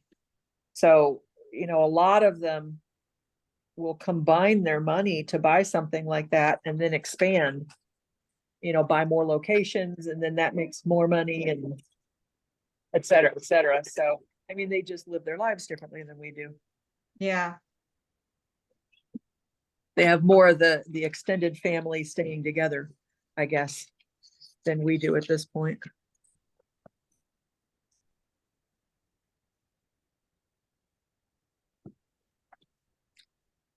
Of course, they do some things that are a little shady. Like sponsor poor relatives to come over and then work for them and take advantage of them. Oh, really? Yeah. Yeah.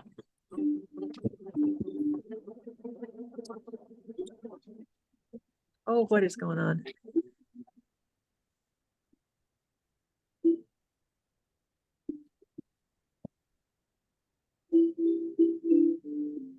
Well, that was weird.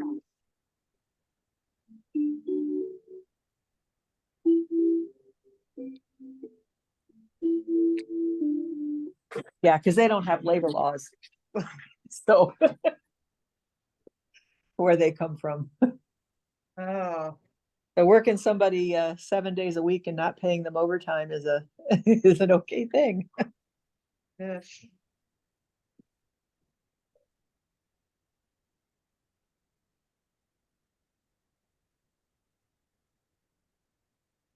It'd be interesting, some of the things that you would see when you went into some of the restaurants.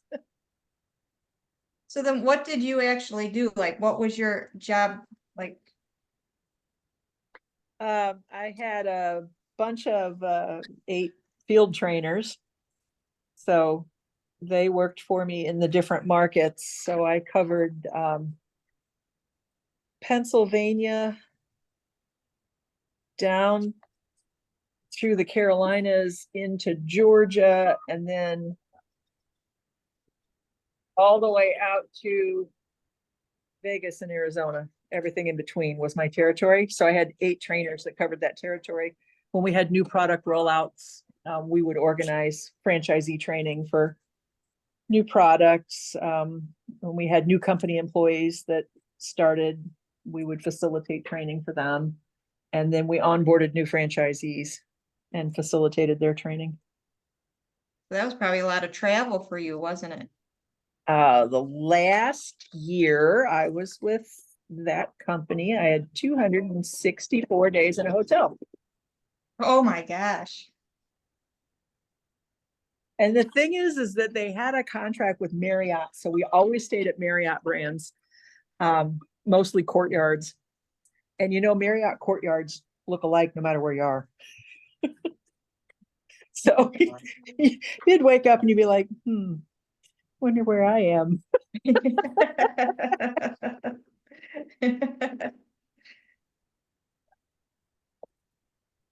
That and wandering through the parking lot going, what color was the rental car again?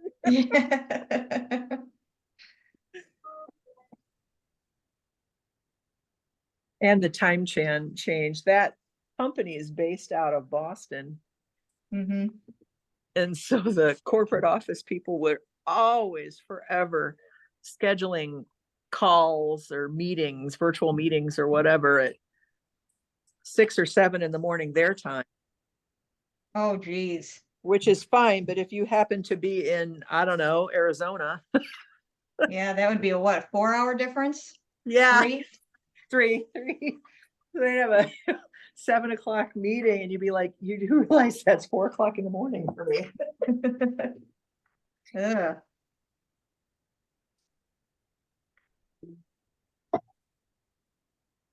Oh well.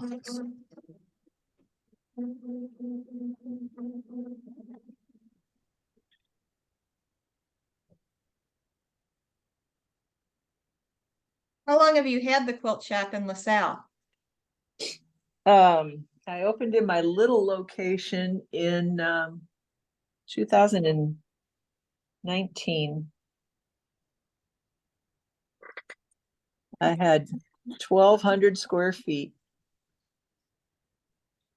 Little bitty tiny store across the street from Uptown Grill. Oh, is that where it was at? Mm-hmm. And then I went to the 2,400 square foot building that we painted turquoise at the other end of First Street. Uh-huh. Was there for 2 years and then came here. And I remember you said, what's that, like 6,000 square feet, that one, or what is it? This is 8,000. 8,000. Yep. Yep.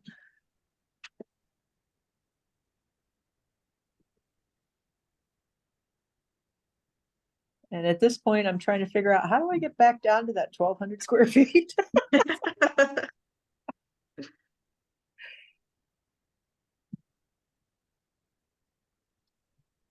I think my days are numbered. The business has changed an awful lot in the last 2 years. And I'm not getting any younger, so. Like you think it's changed because of COVID? Oh, yeah. Oh, yeah. yeah, people shop online. Especially the new generation of quilters, they're online people. They don't come to stores. And if they do, they've got their phone in their hand and they're looking to see where they can get it cheaper. Oh, Yeah. And there's a lot of places you can get a lot of stuff cheaper. You know, there's a lot of places that are, you know, online only.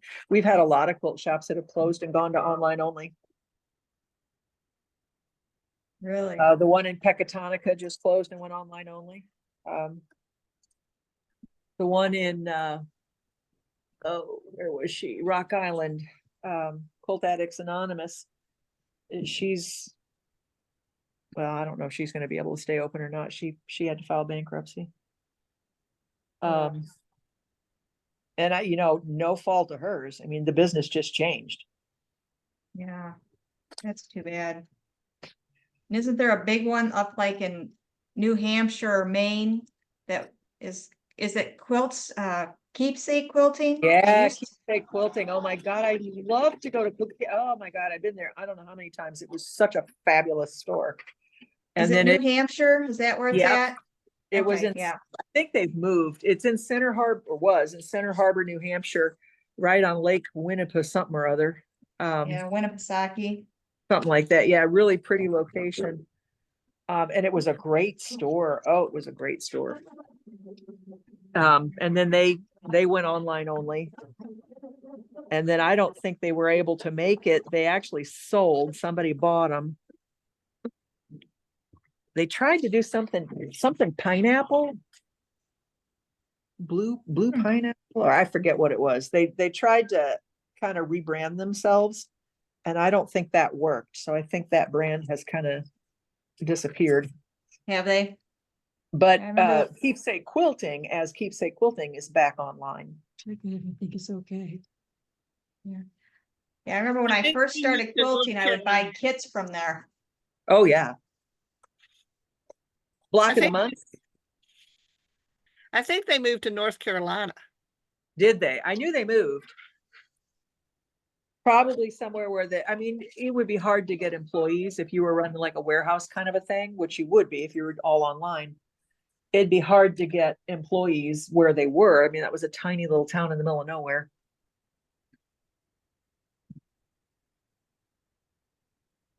North Carolina, huh?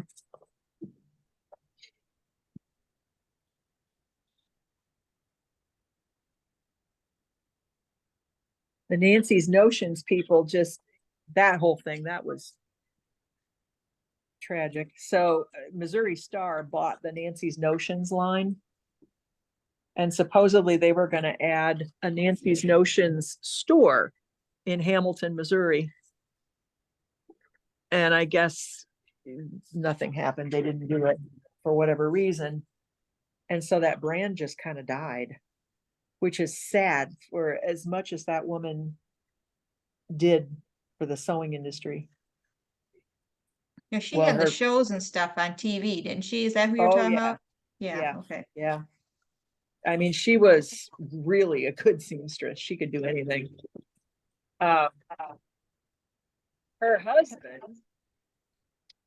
I don't know who he's working with, but in conjunction with somebody other sewing sisters or something sisters, they just reopened a Nancy's Notion store in Beaver Dam, which is where she was to begin with. That was where her whole fulfillment warehouse for all of her, you know, kits and tools and things came out of there.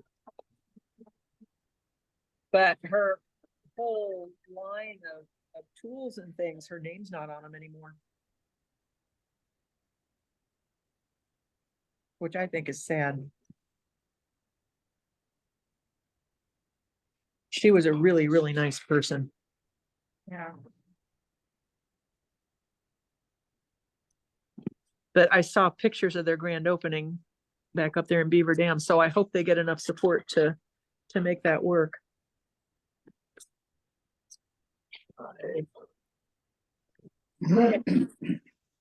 I gotta make two more of these little guys.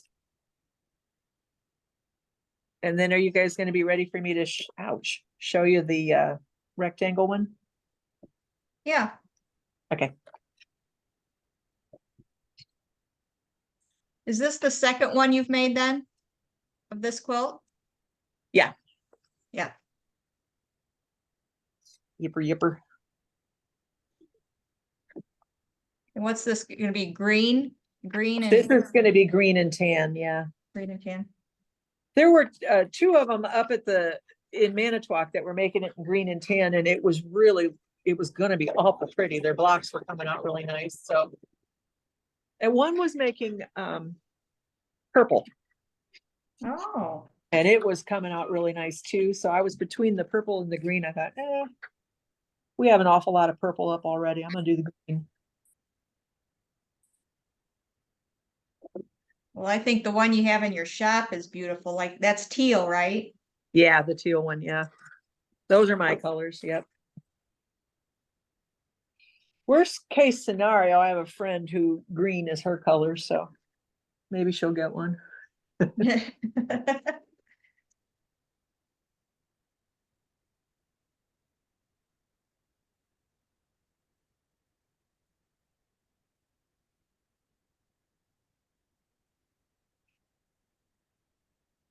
I think the largest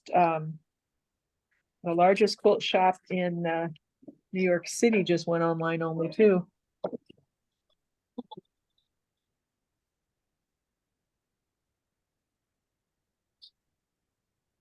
I don't know.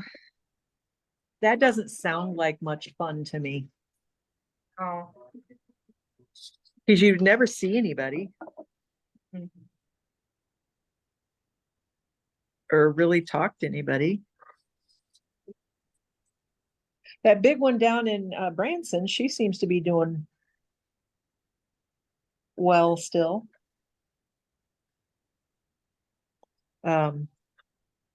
Who is she? There I go again. My brain just fried. Quilted Cow. Quilted Cow. Of course, Branson, I mean, your demographic in Branson is going to be just exactly what you need. Yeah, There's not a lot of modern quilters, I don't think, going to Branson. I could be Yeah. wrong. Yeah, the modern QuiltCon is going on right now. Or it's probably over, actually. where's that Oh, at? it wouldn't be over. It would have just started.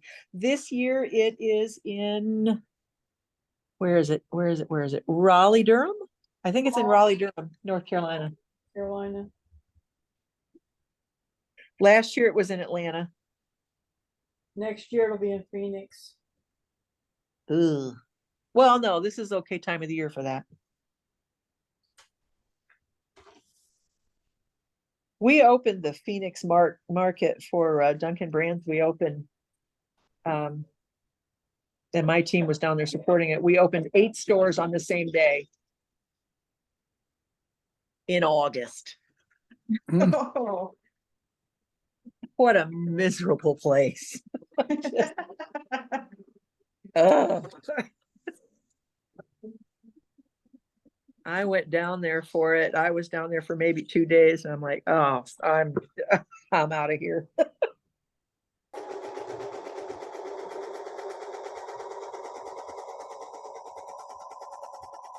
A lot of people love it. Yeah. But I mean, my God, you get up and the news is like, yeah, don't go outside after 10 o'clock. Okay. So does everybody just like hover in their houses all day? Well, that's what I've heard. They do like close down stuff in mid-afternoon. It was brutal. And they have those mister things everywhere that supposedly cools you down, you know, like in the under, what happened there? Underneath the, oh, it did break. Overhangs, I guess, of all the different stores, and you walk through and it's like a, you know, a little bit of mist in your face. Yeah, that is not, that is not enough. It was 115 degrees in the shade. It was awful. Yeah. I'm not a hot weather person, so. Whew.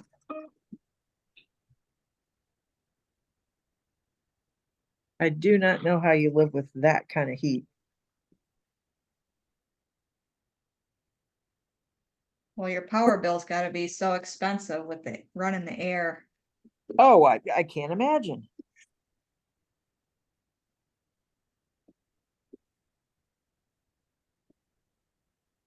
I mean, I just have a little house. A little old house, but I got plaster walls, and plaster walls have better insulation. So, you know, probably the most my gas or electric bill is, no matter what time of the year it is maybe $200. Mm-hmm. If you were down there, I mean, there's probably not a lot of places with the plaster walls with insulation and stuff because that's older. I don't know. I mean, what do you think? $1,000? Oh, I would guess, yeah, It's gotta be. yeah, I would think. That and they're all running out of water. Yeah, but it's a dry heat, right? That's what they all Yeah, it's a say. dry heat. It's a dry heat, yeah. The dry heat in my oven. I don't spend a lot of time in there. It's a dry heat.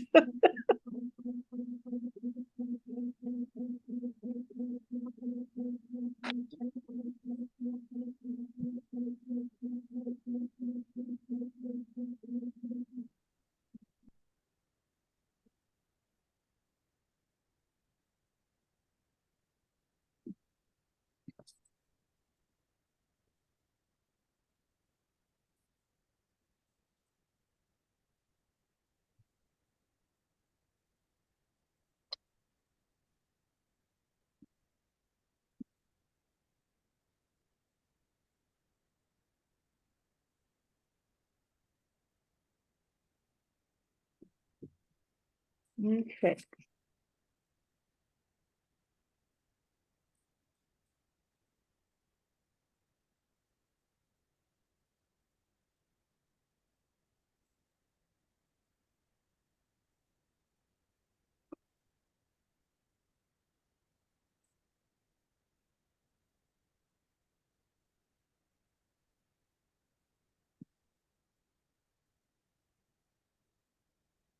Okay.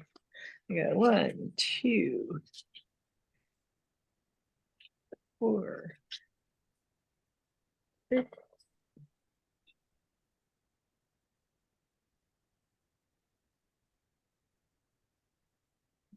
One more.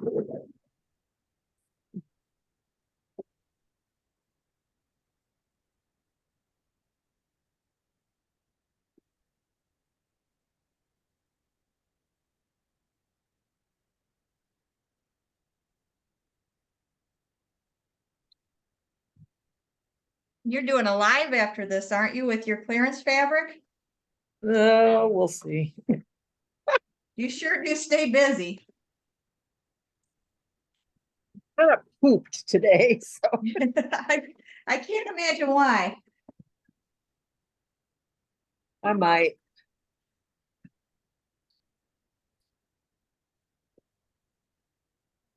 Gotta keep the income coming in. Yeah.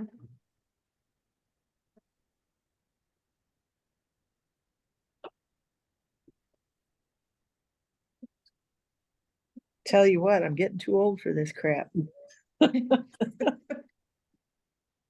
When you order fabric, because I know you were talking about that yesterday, how long does it take for the fabric to actually arrive at your store once you order it? Most of what I ordered yesterday is for delivery. I think the soonest was August. No, there Oh, was really? July in So there. so it takes a couple months for it to actually come in. Yeah, well, yeah, some of it was gonna be October delivery. Oh. So, yeah, you're ordering depending on, so like each company, they determine what their release cycle is gonna be. Wyndham just pulled back their release cycles. They did 4 releases a year. They're only gonna do 3 now. So for them, it's gonna be like every 4 months, you start a new rotation of fabrics. Uh-huh. Um. Some of them only do 2 a year. Like Lewis and Oh. Irene, they have 2 releases a year.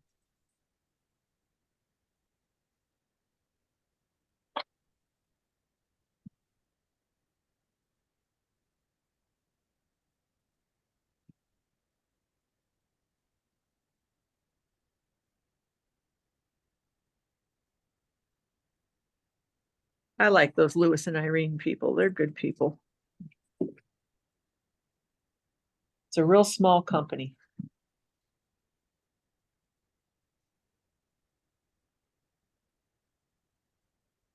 Where are they from? They are the original or the basis of the company is British. Oh, So one of their designers lives in Scotland, and then one of them lives in the Midlands in England. And then Brian went into partnership with them, and he's their American outlet, and he's in Raleigh, North Carolina.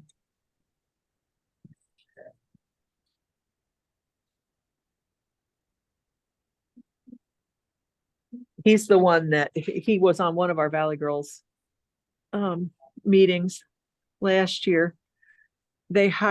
He's got a child who is special needs, uh-huh.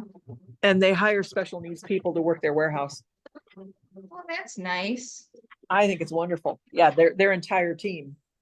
The fulfilling, when they do their shipping and whatnot, receiving and shipping, the entire team is special needs. Oh, that's nice. I thought so. Yeah. I mean, they're just really good people.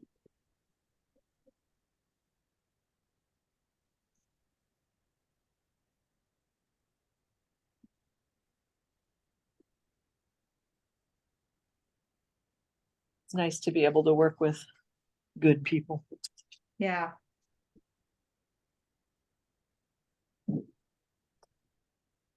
Some of the bigger companies, it's all about, it's just about business. Mm-hmm. Yeah, I'm sure.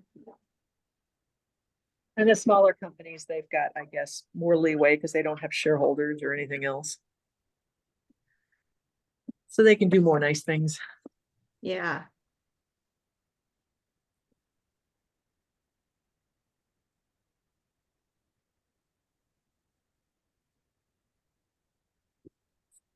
Make the world a better place.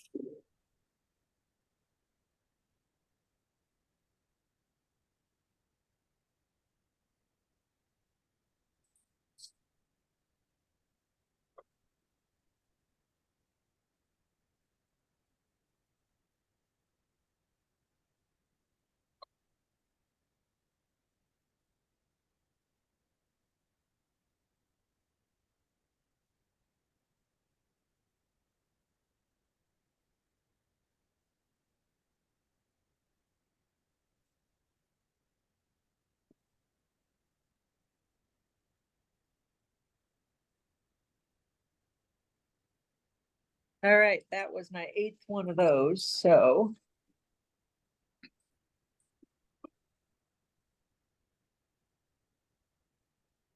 I'm gonna press these down and trim these, and I'm gonna come back and I'm gonna do one of those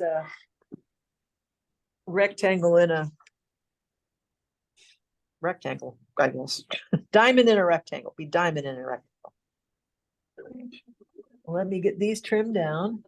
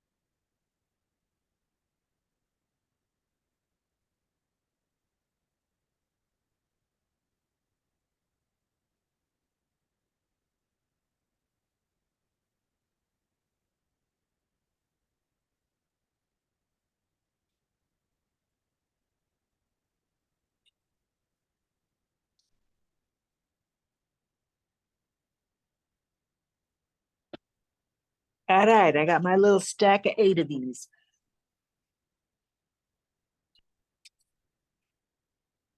All turned out nice.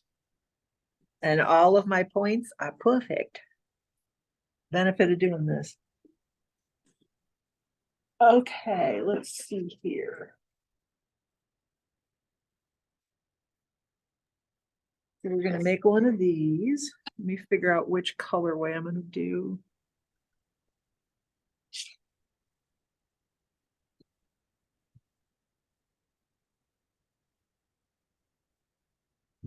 Let's try. Use the darkest, which is here.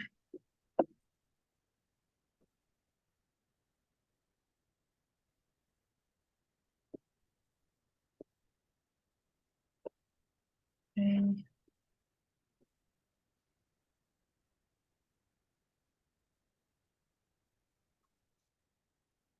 This would help if these had page numbers on it, wouldn't it?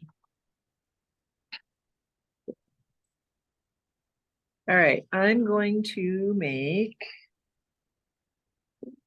that one, which is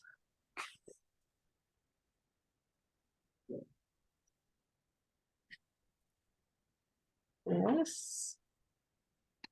The second darkest. Second darkest is gonna be that.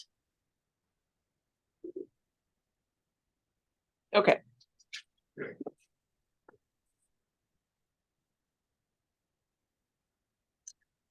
Okay, so is everybody ready to look at this?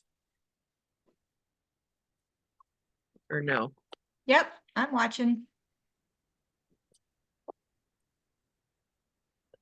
I'm watching. Okay. What on earth? Go away. Stop that. Okay. Okay, so there. So you cut this shape without cutting all of these with a template. This would have been a pain in the butt to do it other than with a template. So what we're doing instead is you take this, and again, this is that two-sided fabric. So you got to make sure that the, whatever that is, the printed stuff is facing up, and you're just going to put it at an angle like that. And where'd my pin go? And because this is a bigger piece, I'm going to pin that in 2 places.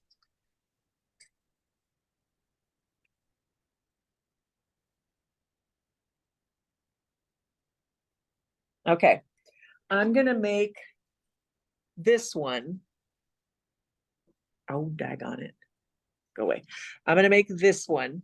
So I have this one end is the darkest, and this end is going to be the second darkest. So I've got my fabric pulled.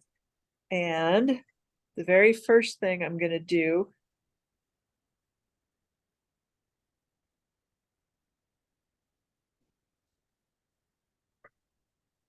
it's going to go like that. I'm going to go on the side that's already angled first.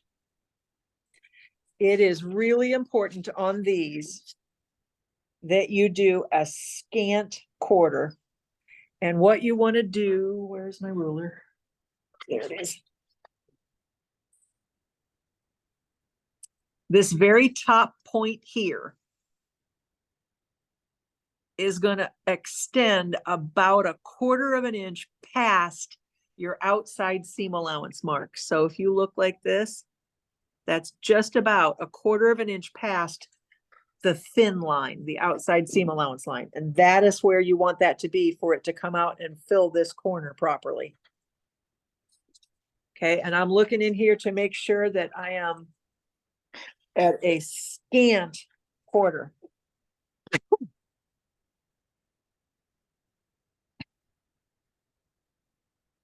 And then you get underneath here, and you're going to start on the outside edge for these. And again, stitch through the center of the line. And go all the way out into the seam allowance. Then before you do anything else,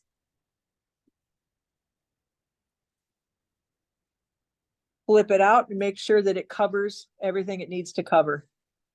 And it does. So the key part is this 1/4 inch past the outside seam allowance line, the thin line, 1/4 inch, that little point of this tiny little point needs to be a 1/4 inch past in order for this to flip out properly.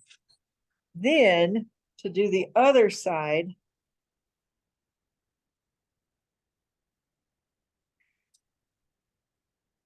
you can line up your point with the first one because you know that's right because your first one flipped out. So line up your point and then again, scant 1/4 inch seam allowance. Ooh, that's not right.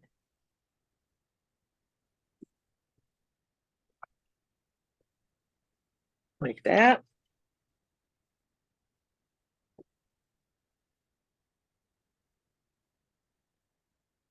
Right through the center of the line.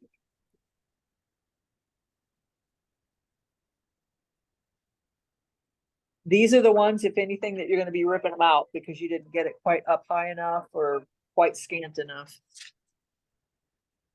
Okay, then you flip it, make sure that it covers your seam allowance, which it does. Then you've got this extra little wing left here.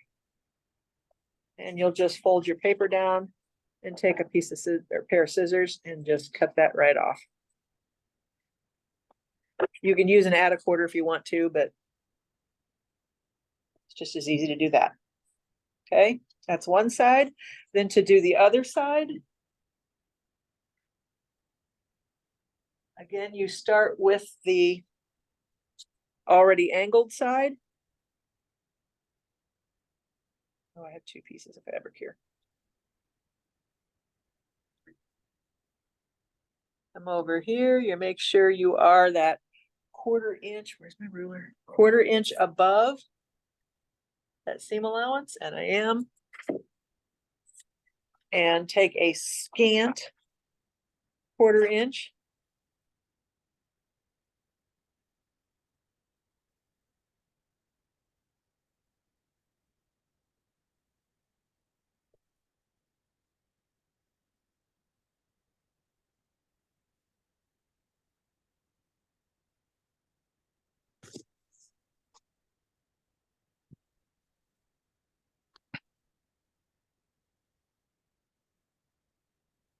Flip it out, make sure it covers, and it does. And then you do this other side the same way. So you can now line up that point. And then bring it down. Check that you are a scant, and I am.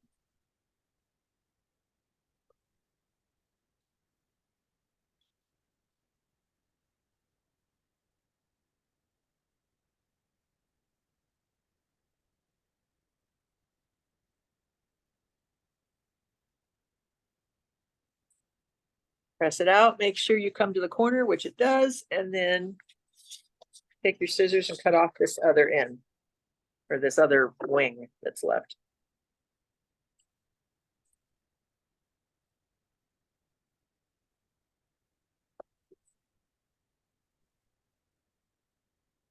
Okay, I will trim this down so you can see what it looks like finished.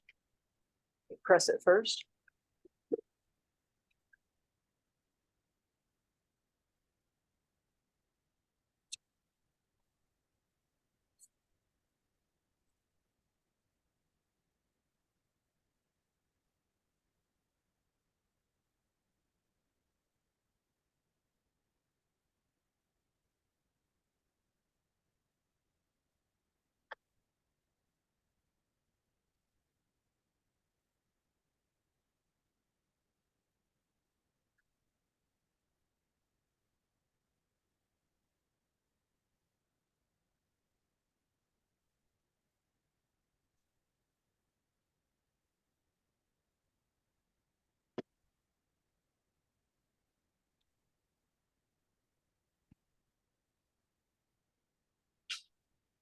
Okay.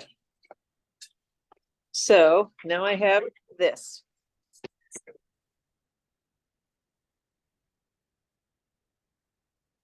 I have a little bit of a miss right here, but it's gonna be well within my seam allowance, so I'm okay.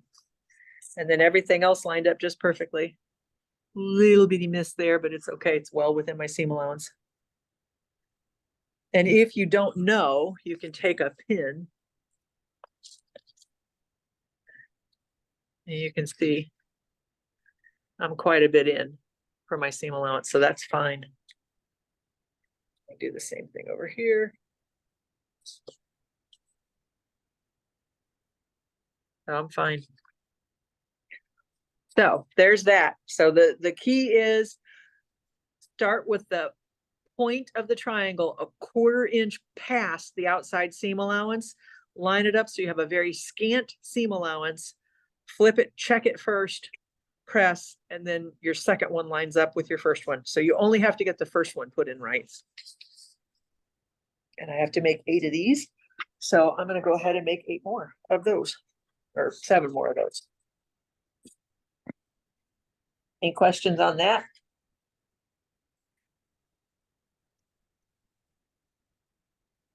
Hope you make it look easy. That's the one that you're probably gonna struggle with. I probably ripped Okay. more seams out of this one than anything, because I didn't get it positioned right to start with. That's the key. You gotta get it positioned right to start with. Okay. Once you've got that, you're good.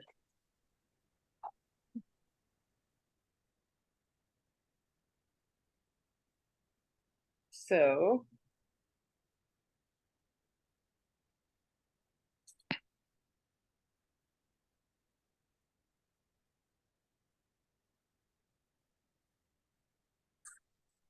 Oops.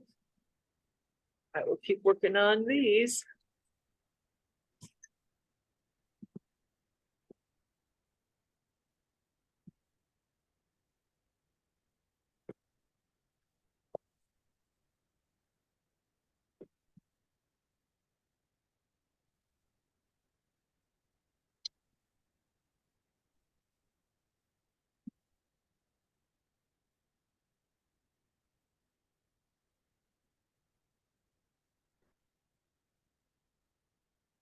Okay.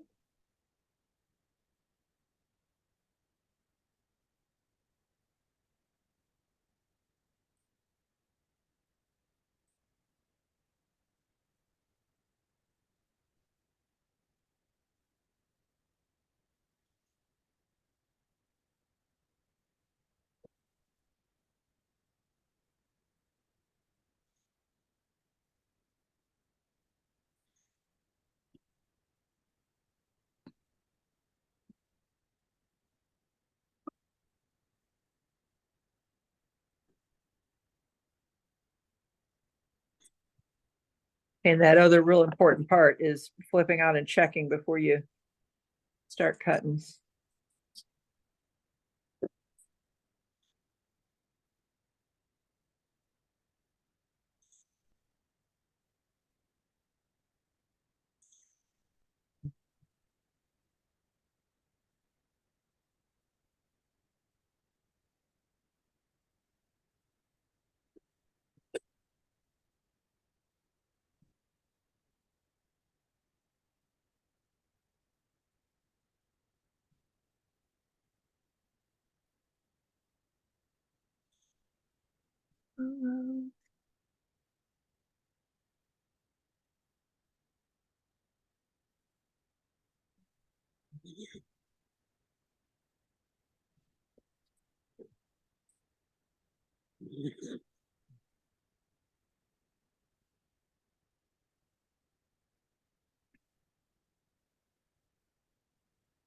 Okay.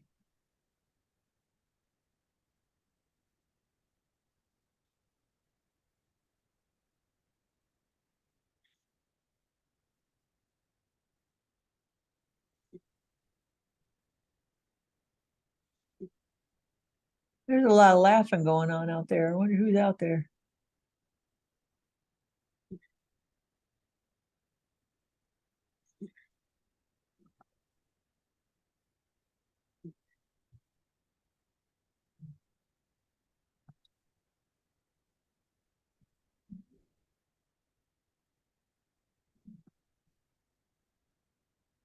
Okay.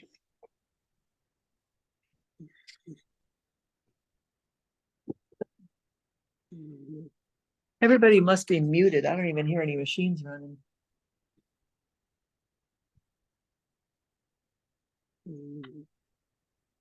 Can you hear me? Yep, I can hear you. My dog is snoring if you want to hear that. Your dog is snoring? Yes.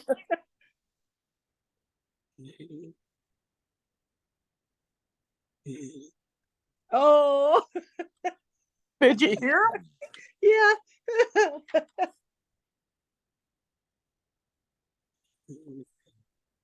Parker got, I did not know dogs could get runny noses, but Parker got a runny nose Oh my.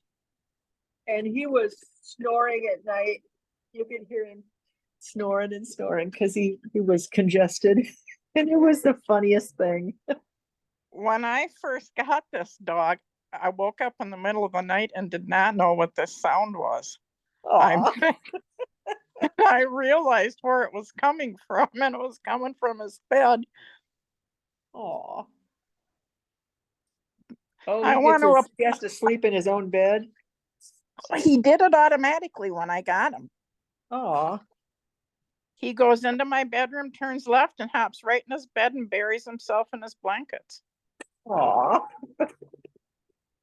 I have to apologize. I had a tumble last night and had to call the ambulance. Oh.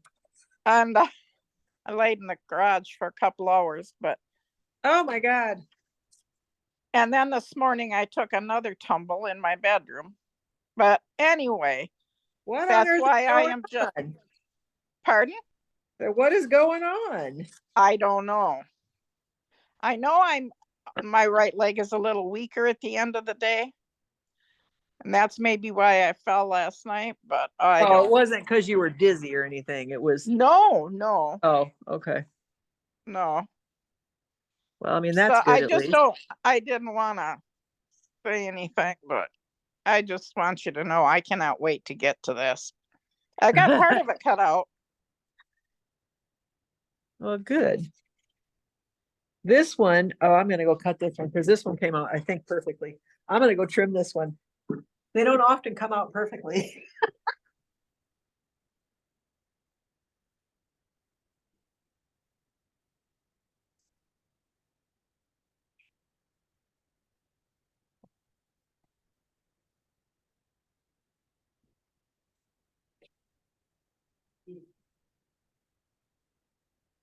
There.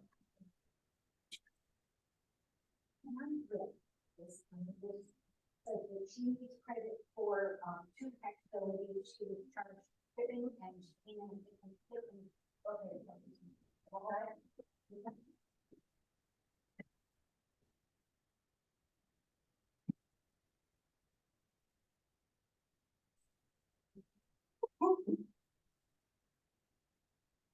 I was right. This one came out perfect.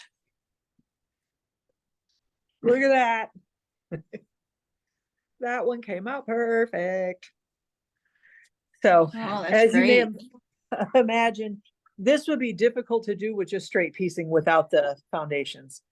And that's the problem with this particular pattern, Storm at Sea, is that it has so many kind of weird angles and they all have to come together. And if you don't piece and cut perfectly, it doesn't come out right, which is why the foundation piecing makes it easier.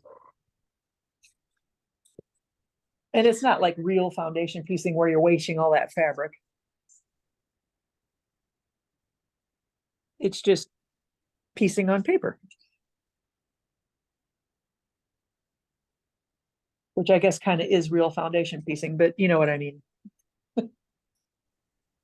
I did that Storm at Sea with the Akia quilt, Uh-huh. and me and my seam ripper were best friends. Yeah. It's a fussy block. It's a very fussy block.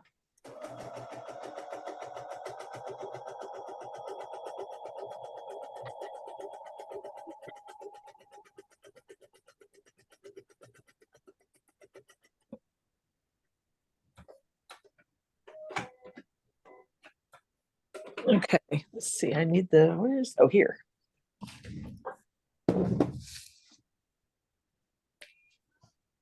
But it sure does make a pretty quilt. After you get past its fussiness.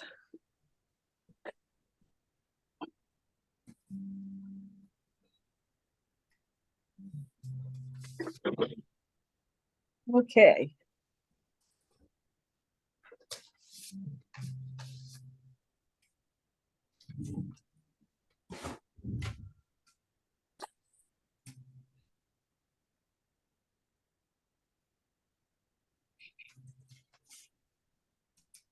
Does everybody have pets?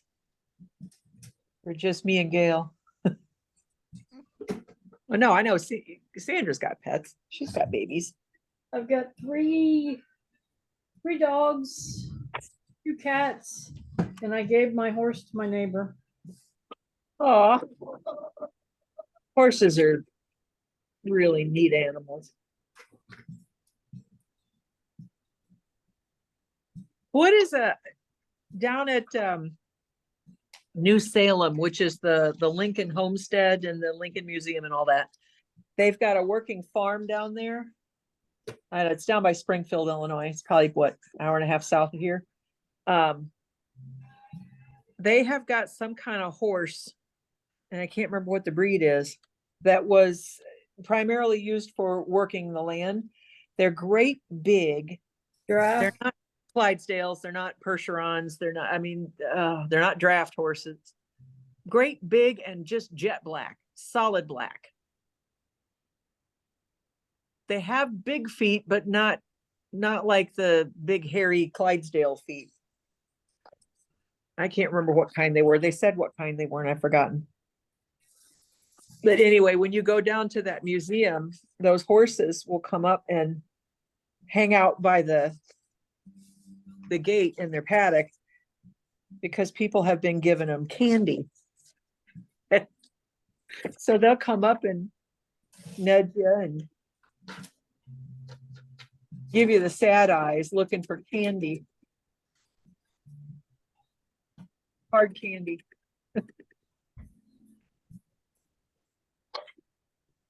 Pretty animals.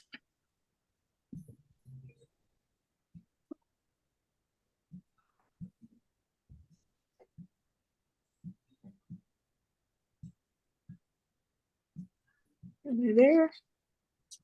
No, yes, I am.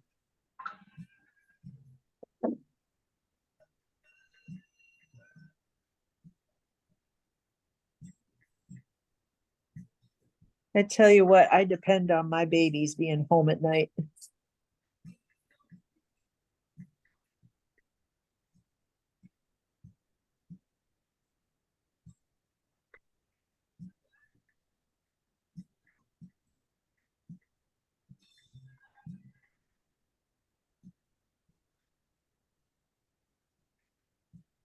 My ex-mother-in-law was one of those people that very firmly believed that animals were for farms only.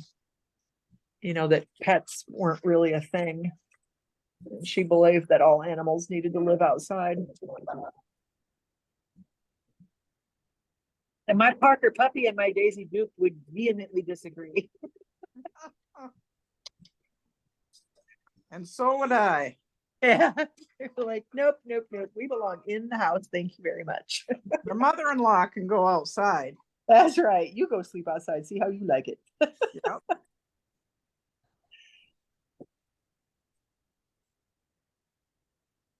It's funny how they get into a routine and they know.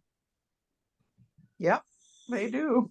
They know what time bedtime is. They know what time supper time is. I mean, all I have to do is say time for bed, and both of their ears will pop up and they pop off the sofa and they go in the bedroom and they jump in the bed, they get under the covers and they go to sleep.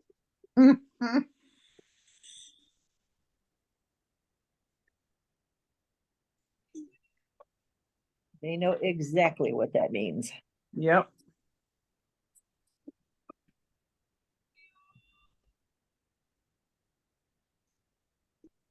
Okay.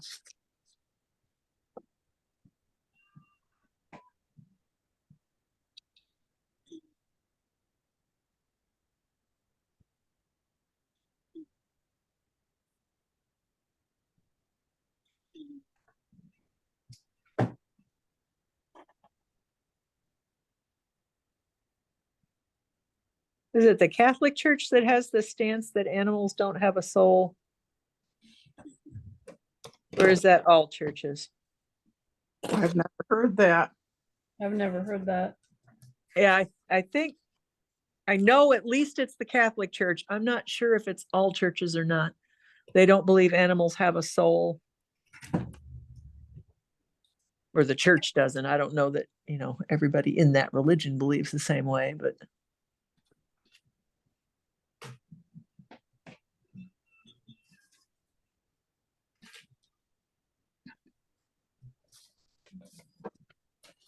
I think they should come over to my house sometime and have Parker sit in their lap and lean over and gaze at them. Yeah.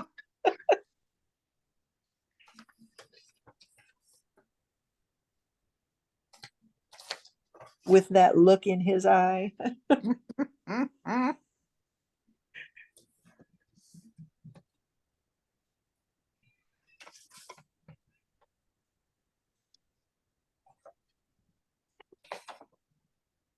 Now it's gonna drive me crazy. I'm gonna have to Google that later, see which. I'm almost positive it was the Catholic Church. But I think there's some other churches that are the same way.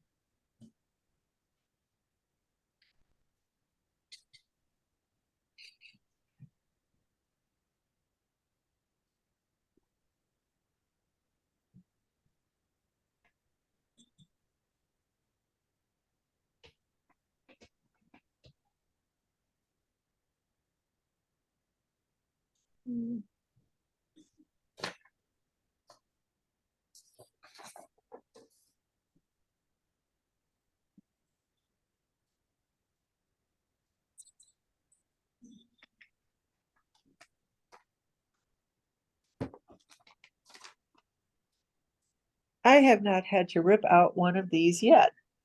Now that I said that, I'm probably gonna have to rip out the very next one. So you better find some wood. Yeah. Darn it. That was probably not a wise thing to say.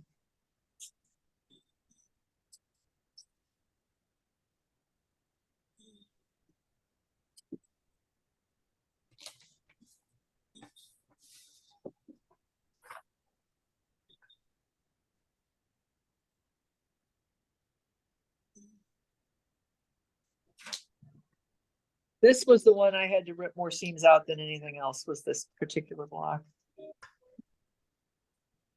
Because of that angle, getting that angle right.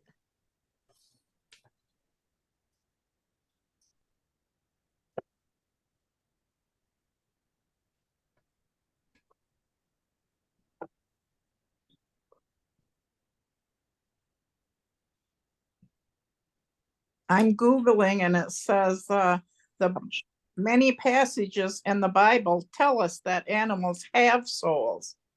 Ooh, And Pope Francis says all pets go to heaven. Pope Francis is a mighty,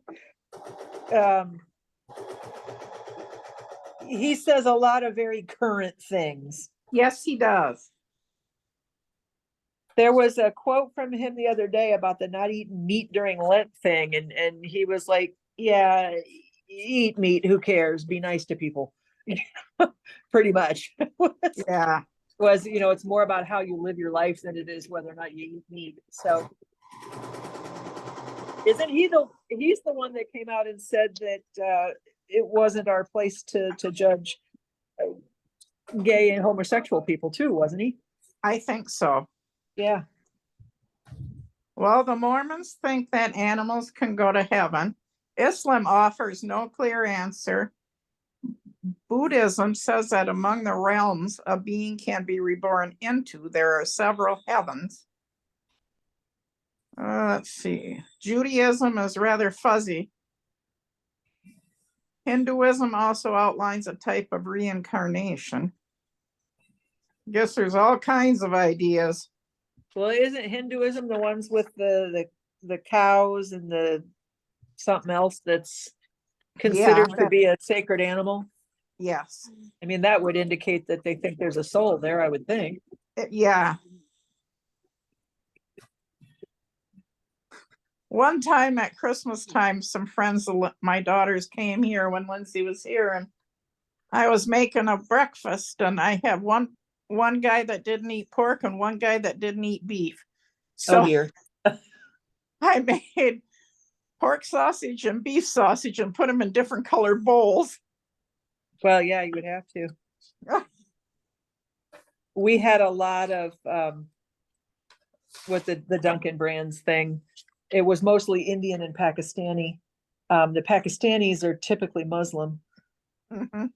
And we had a meeting once and we had it catered in by Corner Bakery, which is, they have really good food. If you've never been to a Corner Bakery, they have really good stuff. But they catered in for us and they did sandwich platters.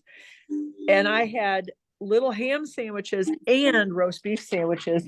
One of the Yep. Pakistani guys accidentally ate a ham sandwich. Oh, Oops. yeah. He was at this meeting with one of his friends and oh my goodness, the grief they were giving him. I mean, I don't think they were serious about it. It was more, they were just needling him than anything else, but Yeah.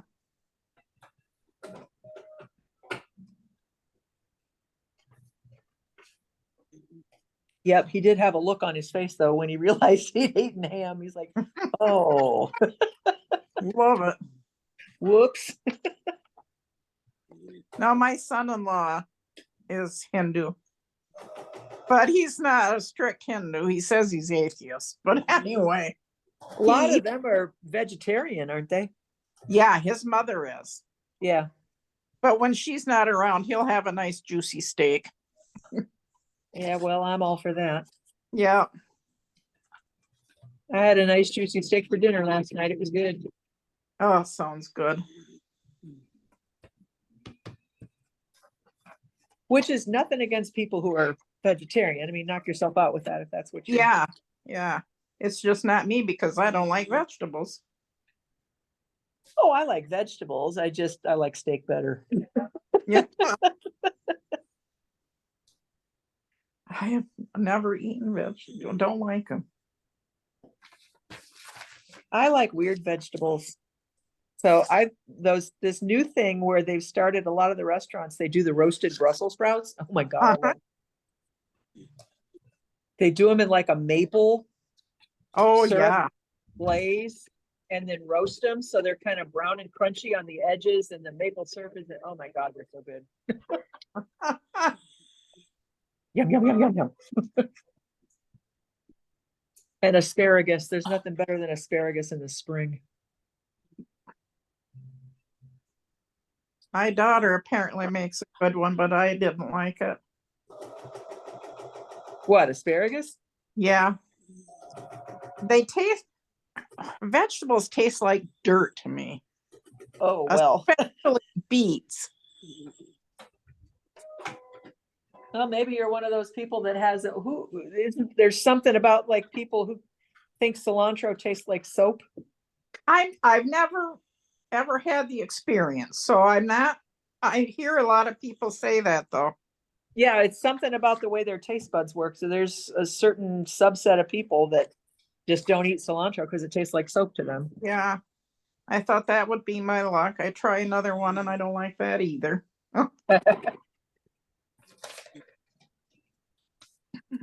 Parker Puppy likes green beans. They say dogs do, and mine does too. But only if there's no meat in the area. If there is, he'll drop the green bean and wait till he gets some meat first. Oh, Parker go for the green bean. We call him bean beans. Because he knows what a bean bean is. I said, you want a bean bean? And he is all over it. He loves green beans. Which is odd if you think about it. They say that's a good treat for dogs. Oh, really? Well, good. Yeah. He loves them.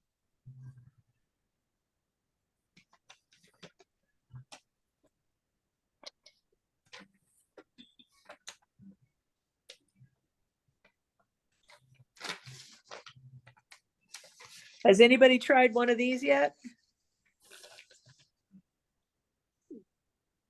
Well, here in a minute. Okay, all right. So if we start to hear cussing, we'll know that. Yep, she started. They are a little fussy to get them just right. Once you get it, you're fine. They're a little fussy to get just right. But it is, it's this way, if it's on foundation paper piece, so long as you have enough foundation left for your seam allowance, you are good to go. Let's see here. All right, 1, 2, 3, 4, 5. I need to make 3 more. Do I have enough? Yes.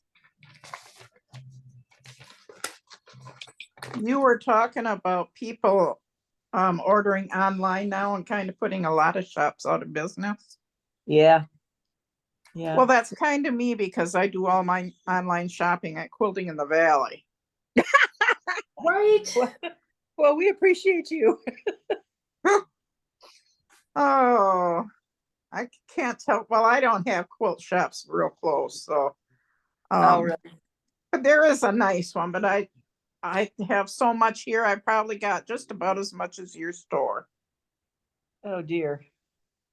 Yeah. So my goal in life is to get using it.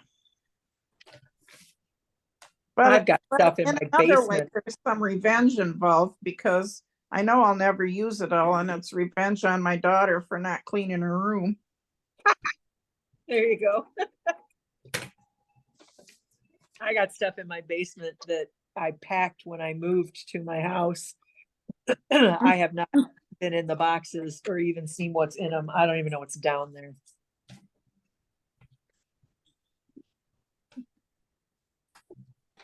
And that's not good. No, but I hear you. There's always one more thing you want to do. Kind of like this class. I've wanted to do a storm at sea type of thing in so long, and I'm so glad you did it. I really think this works out pretty well.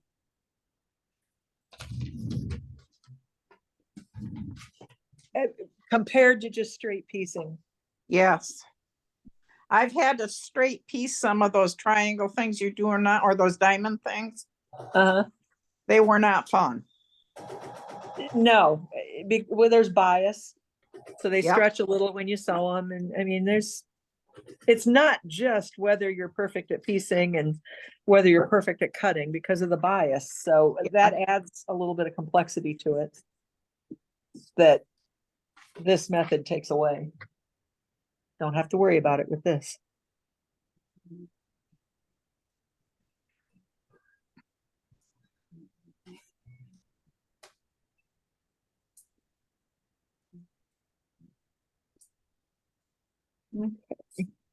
It doesn't look like I have enough white. Oh, really? Okay. Who said that? I didn't see who it was. Laura, Laura? All right, Uh-huh. let me go tell Tina.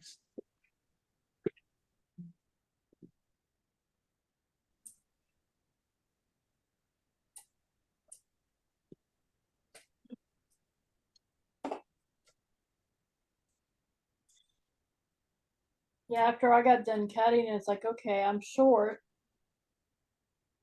Is the way I was cutting, but I didn't have enough left to, okay, I didn't cut anything wrong. yeah, that's what I was checking. About drove myself crazy for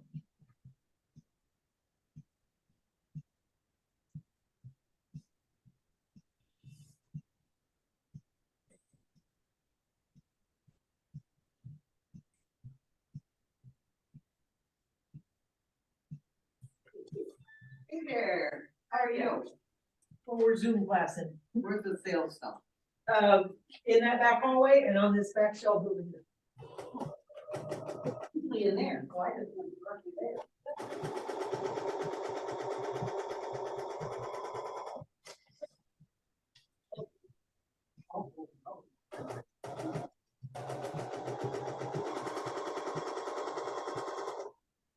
Okay. All right, Laura, Tina's, gonna cut you some and send it to you. Thank you. Yep. I gave her the note.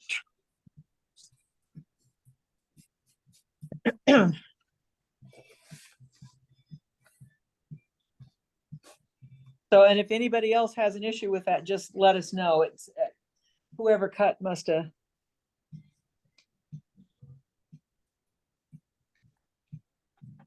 Measure a little wrong or something. I don't know. Easy to do when you're cutting so many. Yes, it is. It sure is. After a while, all the numbers just kind of Mhm. roll together.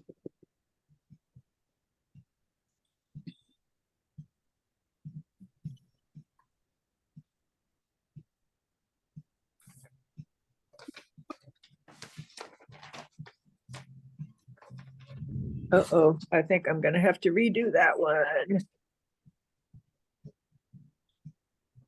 Yes, I am. Okay, so see my seam allowance on this one? Way too deep. Way too deep. So I didn't have enough to cover, so I'm gonna be ripping that one out and doing it again.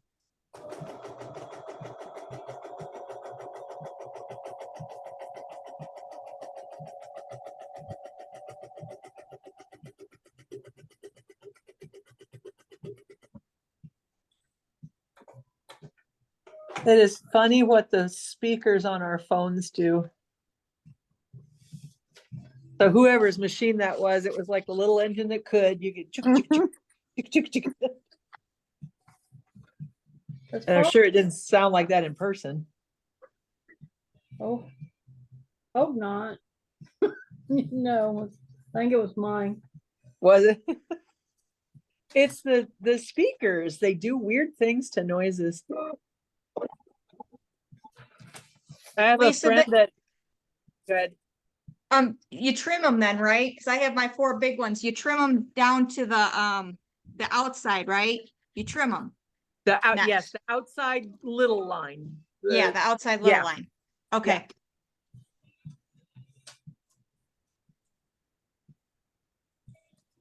Anyway, I have a friend who but she used to run until she blew out her knee. So now she doesn't do that anymore. But she would call me when she was out for one of her walks or whatever. And because of the iPhones, the way they work, the speakers, when the wind was blowing, I swear to you, it sounded like she was chewing a bag of rocks. Yep.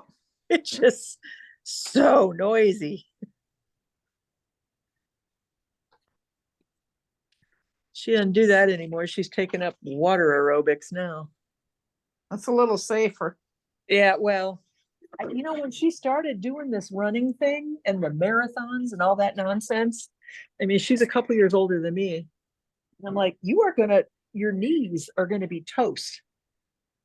That cannot be good for your knees. No. You know, she's doing 10Ks and 5Ks and all this nonsense. And was really, really into it. But now she just finally went to the doctor about it, and he told her that her one knee is bone on bone now. Yep. My orthopedist said that the best thing is walking. Yeah, well, it's got to be way less damaging to your joints than running, because you know there's more impact when you're running. Mm-hmm.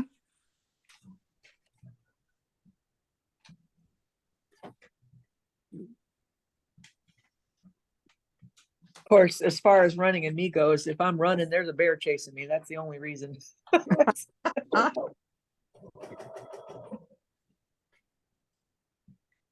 I know a lot of people say they get the endorphins and that kind of running high and whatnot. I cannot say I ever experienced that. Tell them to go buy a good sewing machine. There you go. That's a way better of a high. A lot safer. Not And you make something. Yeah.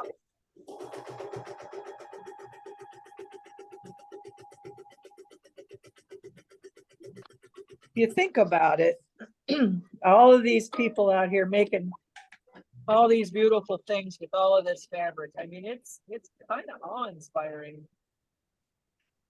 Think about our great grandmothers and whatnot. They didn't have machines like we did, and they didn't have the fabric choices that we have, or the neat No. rulers, or, I mean, they would look at what we're making just in awe.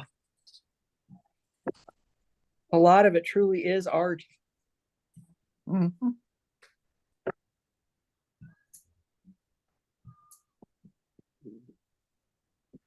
Which is a cool thing. Mm.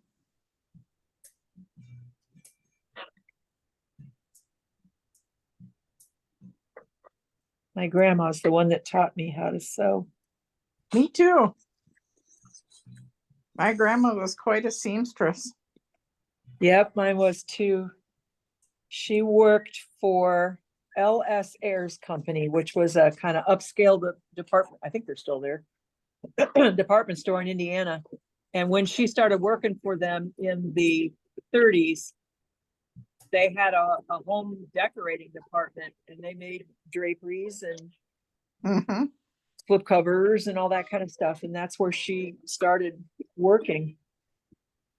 She went off on her own and started working for interior decorators after that, but she made, draperies, and it was amazing. She would take like a brown paper bag, like a grocery bag, into someone's house and just lay it out over the sofa or the cushion or the whatever Yeah. she was making a cover for, make a pattern for it, take it home, whip that up, and then take it back there, and it would look like it was made with that on it.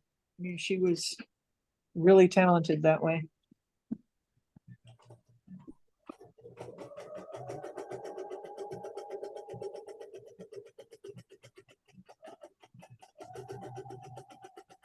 And my grandfather was not a very nice person, and he would make fun of her for how dumb she was all the time. Oh, God. And I'm just like, she can make something that, I mean, it's amazing. Yeah. She was not smart with math. She did not do well with, like balancing the checkbook or Mhm. that kind of stuff. But Hey, that was his job then. yeah, Everybody's exactly. not perfect at everything. Well, I'd like to seen him in a room trying to make somebody a custom slipcover. Mhm. How's that working out for you? Mhm.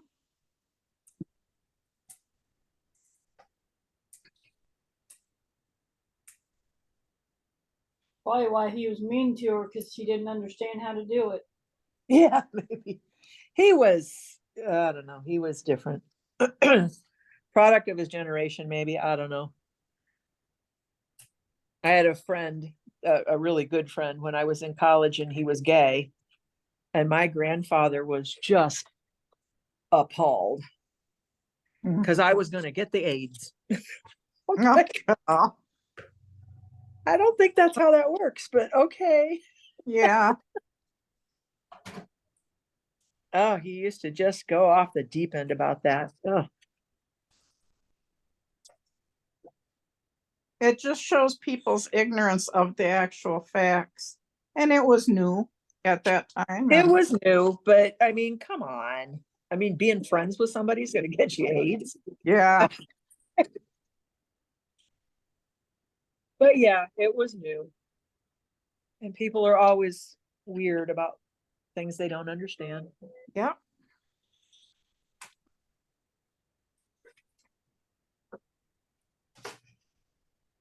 My daughter had a friend from preschool on up. And when she got married, he stood up on her side.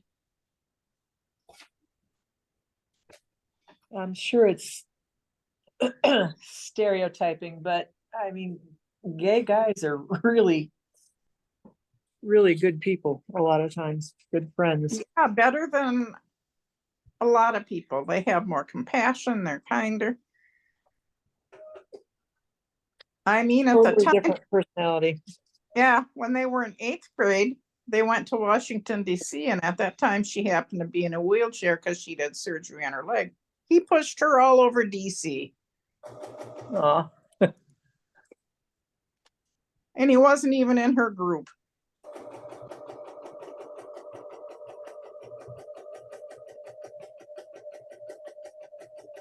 There's a lot of, weirdly enough, there's a lot of, what just happened?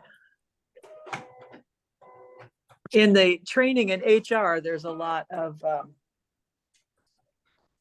hey, guys. Oh,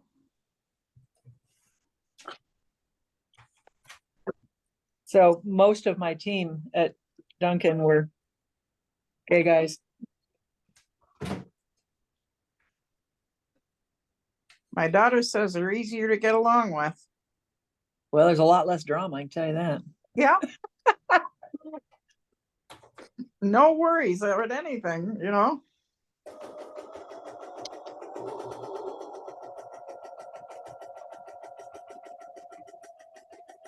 But they do seem to know how to maybe interact with people better.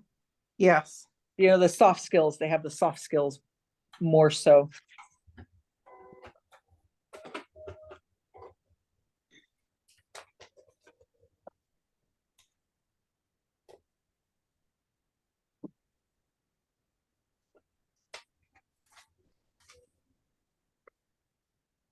Back when I was first a manager at Pizza Hut Hmm. in my 20s, there was this poor gal that nobody would ever room with when we did training sessions or went to meetings or whatever, because she was gay. Oh, I know it was ridiculous. So I volunteered. I'm like, I'll be her roommate. God bless you. I mean, it's the stupidest thing. I mean, what do you Yeah. think? Just stupid, just stupid. They're So lost, never getting to know She and her. I got to be pretty good friends. But can you imagine going through life like that? I mean, Oh, avoiding you for weird. boy, we've covered gay issues. We've covered religion. This is quite a class. Let's see what else we got to get in. Politics. We got to get politics in there. Oh, God, don't get me started. What Please else? What else is bad? I can't think what else is bad. Religion, Me either. politics. I forgot. Isn't there a list of like 5? There's like 5 things I think you're not supposed to. I can't remember what the others are.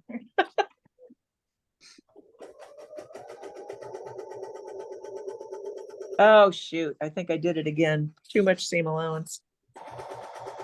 Oh, no, I didn't. Wow, it looked like it was too big.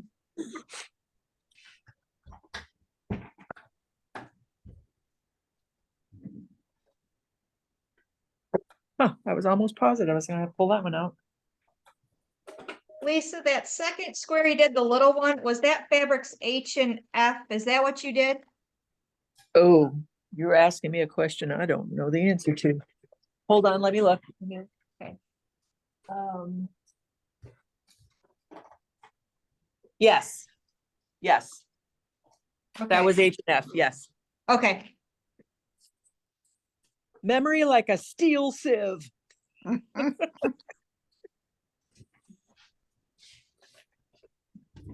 I always say I've got a good memory. It's just short. Yeah.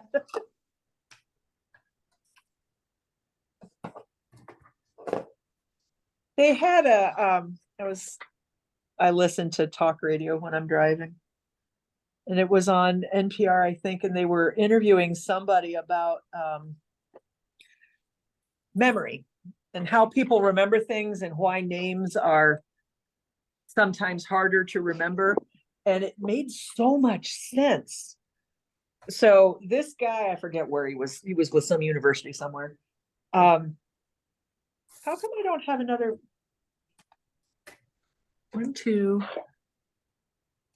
Excuse me, I had a little problem here. 3, 4, 5, 6. Oh, because I've made them all, that's why. Anyway, he was from some university and he was trying to explain why memory problems happen in particular with like names, and it made so much sense. So he's like, if you're trying to remember something and it's a unique thing, you're more likely to remember it, because if you think about your brain like a filing cabinet, you know, you're rifling through all the stuff up there trying to remember whatever this thing is. If it's a one of a kind item, it's easier to find because there's less of it to rifle through. Okay. But like on a name, so, you know, you just meet somebody and their name is, I don't know, Julie. What's the likelihood that that's the only Julie you've ever met in your life? Yeah. Pretty slim. So you got to go to your filing cabinet. You have to go through all of the Julies to figure out and to match that name up with that person. So you have to override all the other Julies in order to match that name with that person. And it just made so much sense. I was like, well, that explains that. Mhm. Now I don't feel stupid anymore. Oh, let's see here. I have a terrible time with names. I do lately too. I mean, I can remember people's faces. Yep. And if you tell me you've got a dog, or you tell me you ride bikes for enjoyment or what, I'll remember all of that, but I won't remember the name. Yep. But maybe it's because I know so many names. And you know a lot more than most of us. I'm using that as an excuse. So whether that's true or not, that's my excuse. It did seriously make a lot of sense when he was explaining it. Obviously, he did a better job than I am, but I was like, oh, is that why?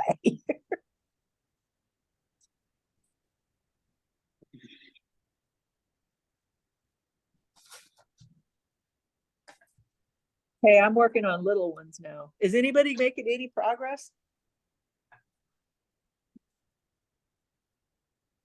I hear some I sewing just- machines going, so I just finished the 4 big blocks. Now I'm starting the little blocks. okay, okay. Well, that's progress. Yeah, a little bit.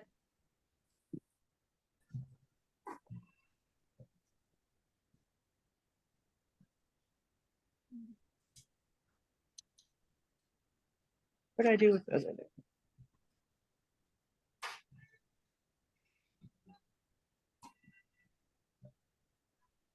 Not that I'm bragging or anything, but I've got 20 blocks done.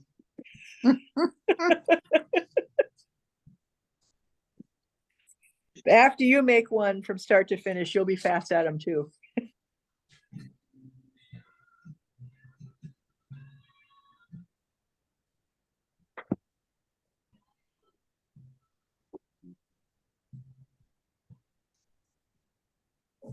There's a big mouse in the other room. What kind of mouse is over there?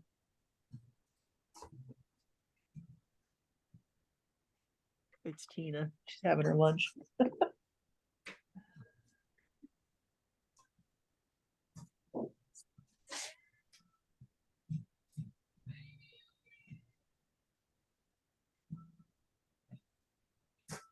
There's leftover pizza. I didn't tell her about that. The sales rep, when he was here yesterday, he ordered pizza for everybody. Poor guy.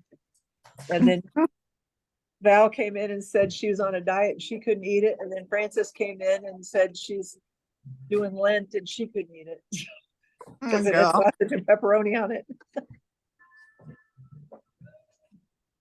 And then he felt bad. I'm like, well, there's no reason to feel bad about it, for crying out loud.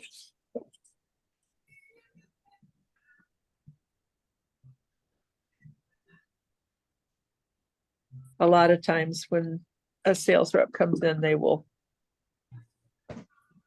bring food.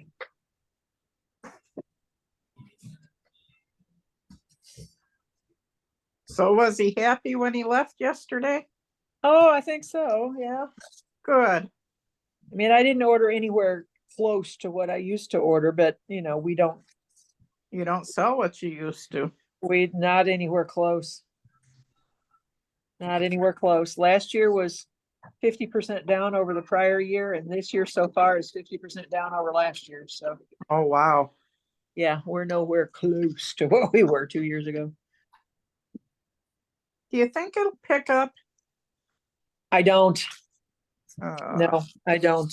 I think a lot of people have built shopping habits that are just different now. Yeah, So no, I don't see everybody just, well, think about the malls. I mean, our malls are just gone. yeah. People just don't shop that way anymore. Which is kind of, I used to love to go to the mall. Eat at the food court. You always had so many different choices. Yeah, And it was always just fun to just, browse all the different stores and see what kind of things you didn't need. But even if you go now, there's very little selection in the stores because Yeah, they're there's doing it online. nothing there. Yeah. I mean, they can't afford to stock stuff if nobody's coming in to buy it. exactly. Look at Joann's. I mean, I just had to go to Joann's the other day to get stuffing for the oh, what do you call it? The Funky Friends factory class we did. We don't carry fiber fill. So I had to go on to the Joann's to buy some fiber fill, and you used to go in there, that place used to be packed full of stuff. Mhm. And there were a lot of empty shelves in there. Wow. Whole lot of empty shelves.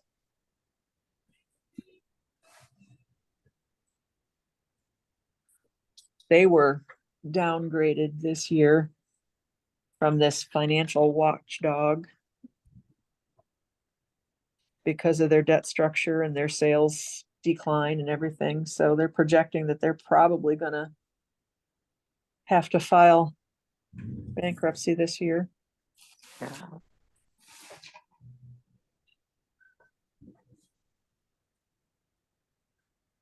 Bed Bath and Beyond. I mean, that used to be a great store. Yeah, now it's online only, isn't it?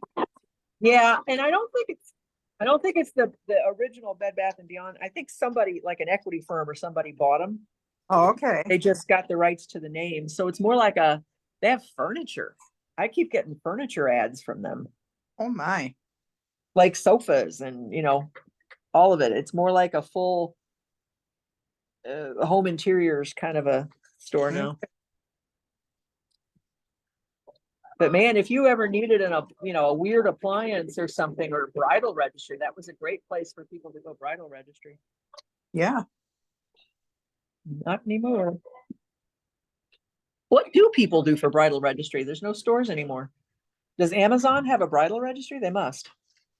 I have no clue. I bet that's well, Target probably still does. I bet you could get Target and Walmart maybe. Yeah, I know Walmart does. And I think Target does because I was shopping for somebody once who had a Target registry. Okay, And they've got all the appliances and everything. So that's my maybe daughter's that's store what is people Target. do. Target. Yeah, I would prefer to go to Target over Walmart. Yeah. Mhm. And hers has a grocery store too. So, Oh, it's a super one. yeah. When I was down for work in Texas, I had to live in Dallas for 7 months, and there was a super Target that was real close to my corporate apartment. They had a great meat department. Yeah, she gets a lot of hers there. I don't remember the fruits. I mean, they must have had. I just Oh, remember being really impressed with the meat department. Yeah, they had wonderful fruit. But of course, California has wonderful. Well, yeah, they're closer to it than we are. Yeah, We have corn. yeah. Now that's a vegetable I like.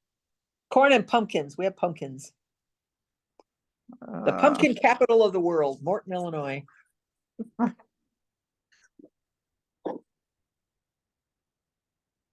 we are big in the world with corn and that kind of stuff because we have a big cooperative elevator here.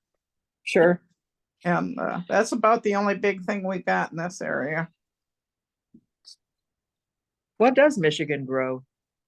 A lot of beans and beets. Beets, really? I didn't know that. Yeah, we're the biggest in the sugar beets here. I did not know that. Yeah, but out in California, they don't have sugar like that. They have cane sugar. They, I didn't realize they had cane sugar in California. yeah, they don't have beet sugar. I thought cane sugar was a southern thing So or did more I. a tropical thing. Huh. Yeah, but it's funny. I made cookies and I thought they were the worst god awful cookies I'd ever made. That was the reason. It's Because it not was it's with not beet sugar? beet sugar is a lot sweeter. Oh, it is. Yeah. Really? We have a sugar beet festival here too. I did not know that. Yeah. So what's Ohio known for growing? Oh, you don't want me to answer that. Corn and Corn? I don't want to say anything in case somebody's from Ohio. Yeah, Sandra is. hi, Gail. Hi. I was gonna ask what sugar beets were used for, but you already Yeah. did. That's So how they we make like you buy a bag of sugar, like granulated sugar, and it's sugar beets. Yeah. Really? Yeah. So how would I know that at the grocery store? Does it say on it? Is there like a brand that's sugar Well, beets? Pioneer Sugar is one of them, but even the no brands.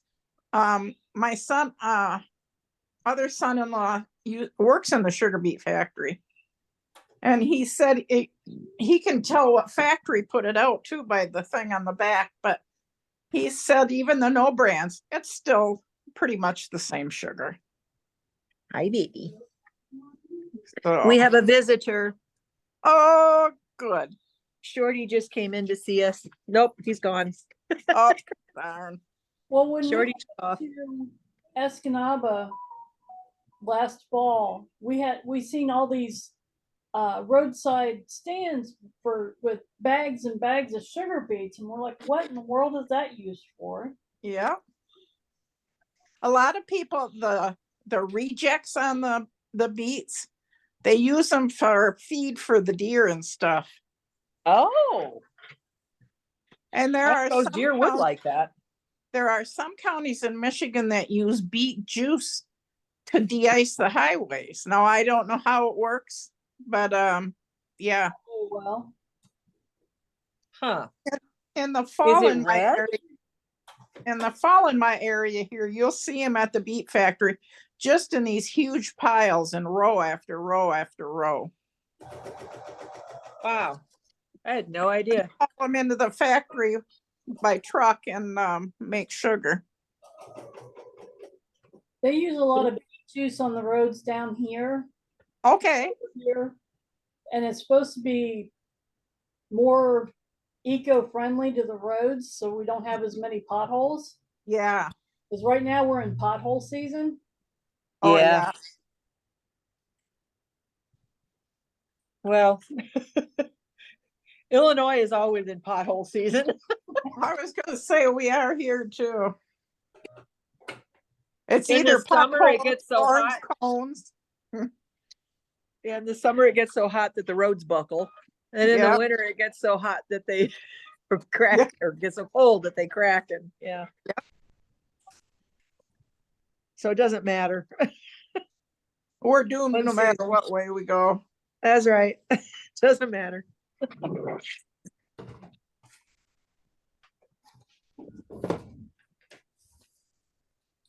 Lisa, I think the small squares are a lot easier than the Well, that's big what I ones. thought too. Yeah, I think they're a lot easier. Okay. I thought that too, but those ladies told me, nope, nope, nope, nope, they're much harder. Yeah. Oh, Yeah, all right. I think it's going a lot quicker for me, I can tell you that. Well, just from a surface area standpoint, you have more that you have to line up to cover with the bigger. Yeah, It yeah. made sense to me, but I don't know. Not everybody does everything the same, so you know. Yeah. Well, if they learned doing the Judy Niemeyer way. That's probably why it was so difficult. I I found think that difficulty. probably had a great deal to do with it because I had another gal that came up to that class and she came up 2 days late because she couldn't get off of work. It was a 5-day class. She came in on the third day and she'd never paper pieced before in her life. And she just sat down and I don't know, by the end of, I don't know, 4 or 5 hours, she had as many blocks made as those two ladies did. And they'd been there for 3 days. Yeah, And she'd never paper pieced before. So she wasn't trying to overcome yep. whatever it was that they learned in that other class. Now, when I took a Judy Niemeyer class, I had difficulty. I really had to think because it was so different. I wonder, well, I've not taken a Judy Niemeyer class, so I'm self-taught for paper piecing. There used to be a magazine called Paper Piecing that was out in the 90s, and they had such neat patterns. I subscribed to that, and I mean, basically, you just winged your way through it. There wasn't a lot of formal education on it at that point in time. And then these people like Judy Niemeyer and Jacqueline DeYounga and all of them came along and they kind of refined on that, I think.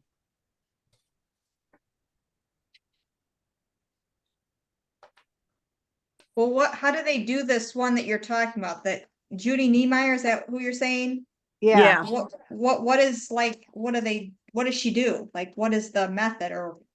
So I've not taken a Judy Niemeyer class. I cannot answer that for you. I can tell you that Jacqueline DeYounga, she's got some very specific things that she does. She measures the pieces. She does a lot of math is what she does. And she will measure the pieces that you're cutting so that you will, like I'm putting this little wing on this triangle here. Yeah. This piece that I would do what I'm doing. I would sew it on. And then I would open it up and I would use, she uses a postcard to fold the paper back. Yeah. So I'd take a postcard and I'd use like this, and then I would cut. And then this piece that was left over is the ideal size to do the next one. Yeah. Oh, I see. The reason she does that is because fabric is like $26 a meter where she's from. And they just absolutely can't afford to waste fabric. Oh, So okay. she does that math and figures out very tight how to do traditional paper piecing where you're cutting fewer pieces, but the way that they're cut, they will go in multiple places, if that makes sense. I see. And then she does this weird thing with the curves where you put like she has a lot of things where you would piece something into a curve and it's round. You're paper piecing it, but it's a very distinct circle. And she does a second seam allowance. Oh my. Is hard to describe what that means, but she builds in 2 distinct seam allowances so that you have excess fabrics and whatever to ease everything in so it fits right. Then you go back after you're done and you cut off the second seam allowance. It just makes it easier to get the curves in. Yeah. I always marvel at people that have brains like that. Oh yeah. Yeah. That's a very engineering, and she taught herself. So she worked in a hospital. I think she was like in billing or something. Okay. And she taught herself how to paper piece. So that whole thing is just entirely her brain thinking through it. Wow. Which is insane if you ask me.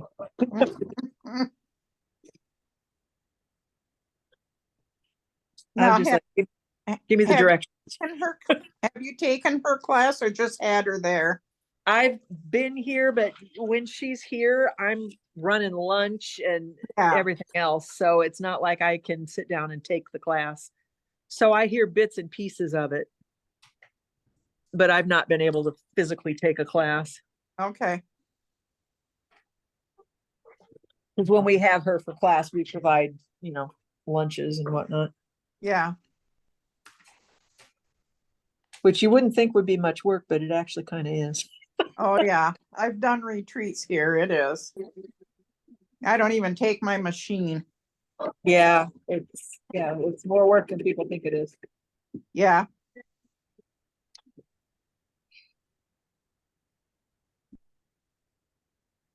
So where is everybody from? Melinda's in Ottawa right now, but she's not from there. Okay. I said that wrong. You are from there? I am from Ottawa, but then I lived in San Diego. Yeah, I live in San Yeah. Diego. Oh, okay.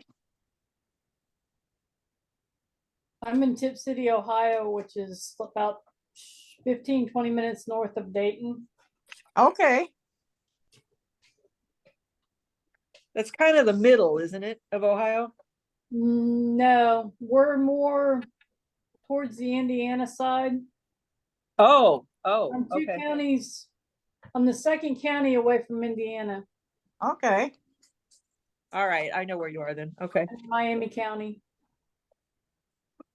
About an hour above Cincinnati and about an hour away from Columbus. Okay. Okay. I'm from Louisville, Kentucky. Wow. That Laura? Yes. Yeah. We're gonna be in Louisville in when are we gonna be there? May. We're gonna go to the Louisville Slugger Museum on our bus trip. That should be nice. I hope so. It's something different. Try to get something different for people to do. Yeah, they all sound wonderful. That one we did was it last year? Yeah, I think it was last year. Yeah. Our summer one where we went up to the Upper Peninsula. Mm-hmm. There was an iron mine that we stopped at and people were grumbling Oh, because we were gonna, take this, it's like I don't know, a little sideways train kind of thing that used to take the miners down into the mine. yeah. So you had to put hard hats on and a raincoat because it was wet down there. So everybody got all suited up and they were like, well, this is stupid. We got down in there and finally got, Shorty and the cookies. you got a cookie? We finally got back up to the top and they were like, well, okay, that was fun. Oops, I dropped one. Things that people don't think about doing. Come here, Shorty. Come here. Come here. You want up here? I He's got like, wait a minute, where's my cookies? here. Hey, kiddo. Lisa has them. Lisa has them. I give them to Lisa. Come here. I dropped one on the No. floor. Here, you want another one? There you go. Yeah, Mr. Come here. Oh, come say hi to everybody. No, Class done. Shorty doesn't want to say hi to everybody. He would rather have cookies. So Over don't here on blame the him. table, Shorty, I dropped one. Over here. Right there.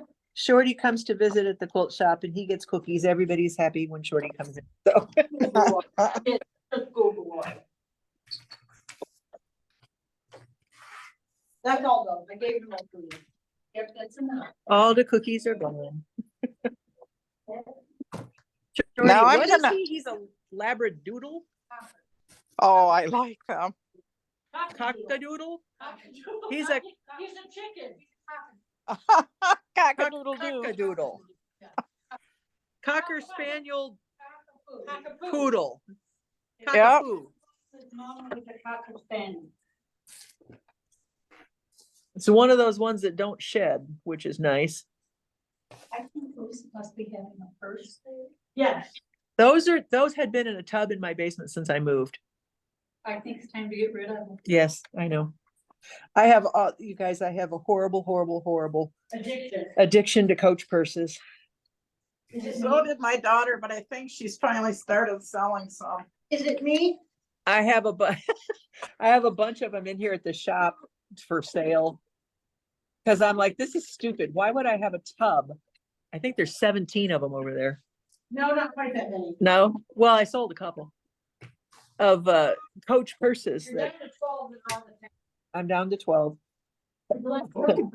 Good for you. And you know where my purse is. And I still have the ones that I actually use still That's perfect. are upstairs.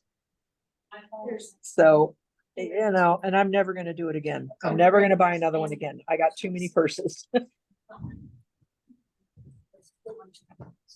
back. Nobody's. I didn't see call them. Ugh. Oh, that was, Lou did drop them off yesterday. Yeah, I got a call on those. So. Okay. See you later. Thank you, bye. I'll take the phone down. Okay. Has anybody attempted this, the rectangle one yet?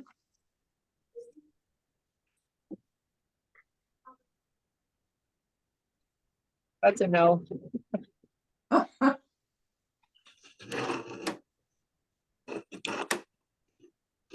That's what I've got done. You got one done? Oh, Yeah. you got the squares. Oh, you got 8 of the squares done. Good, good, good, good. And the big ones. Yeah, you got a bunch done. Good.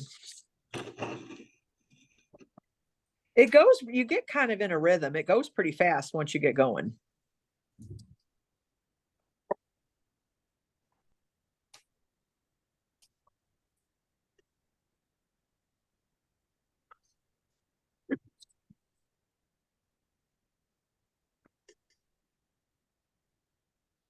It's certainly not difficult by any stretch of the imagination. Just knowing how to do it.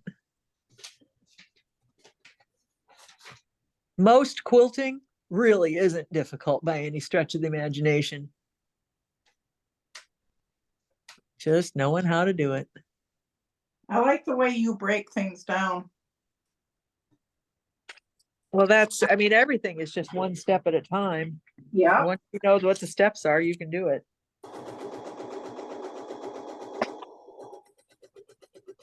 And there's some people that don't want to. If you don't want to do something, it's not because it's too hard. There's a difference between I don't want to and I can't.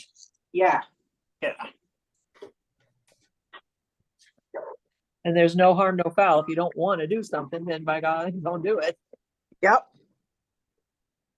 But that doesn't mean you couldn't if you wanted to.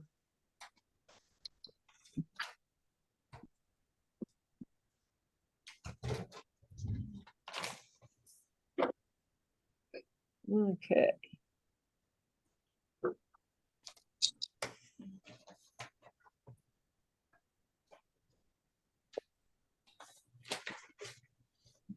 Lisa, have you ever done those brown bag mysteries? No, I have not. Huh. What are those? It's with Karen Montgomery. Oh, yeah, yeah, yeah.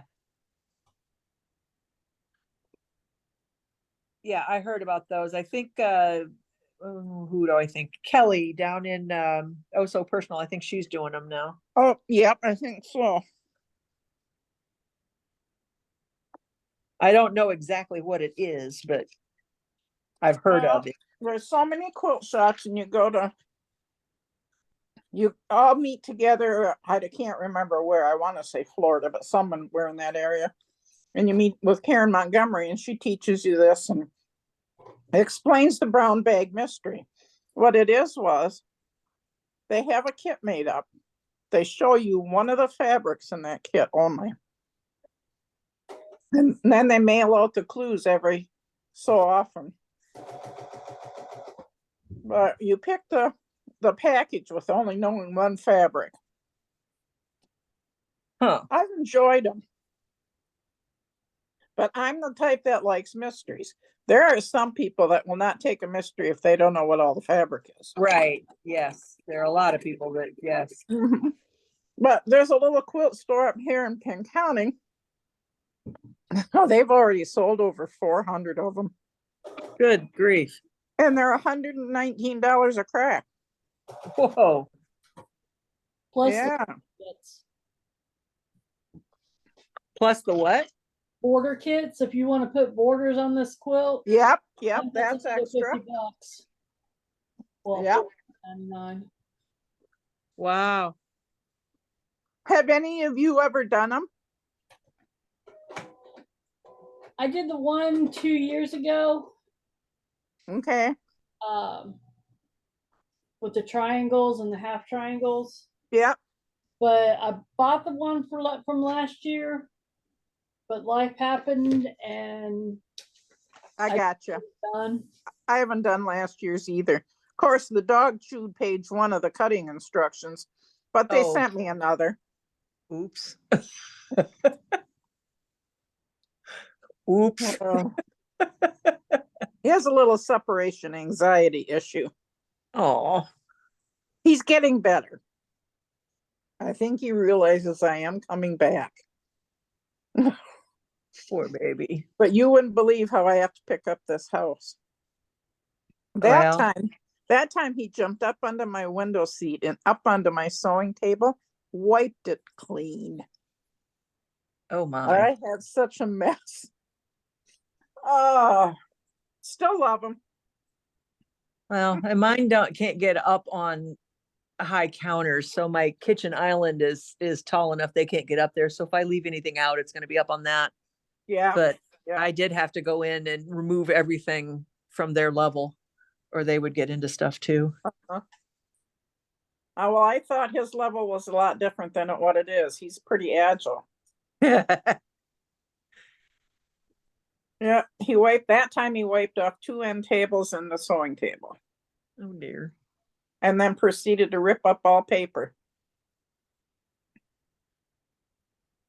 Last week when I came home from Bunko, he had shredded a newspaper, which I didn't think was any problem when I left the newspaper there, but apparently it was. Yeah, well, Parker ate a pair of glasses, so Oh God. yeah, I've Oh, learned can't leave those down.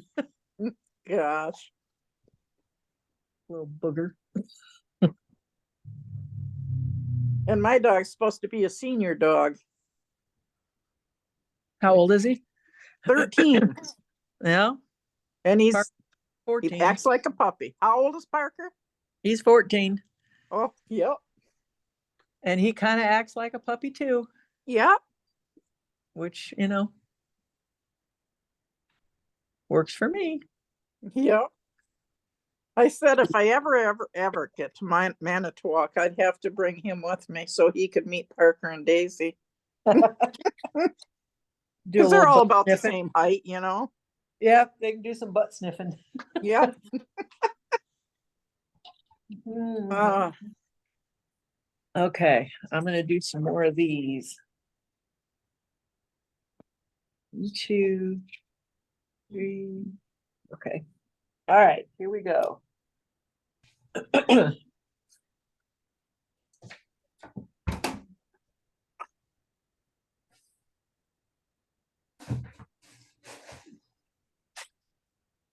lost my 2 pins. No, I didn't. There they are.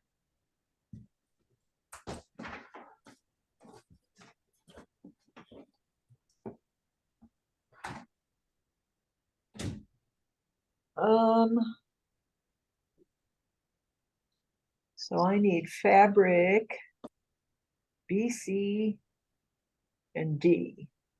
B, C, and D. So this is going to be B. And then I need C and D.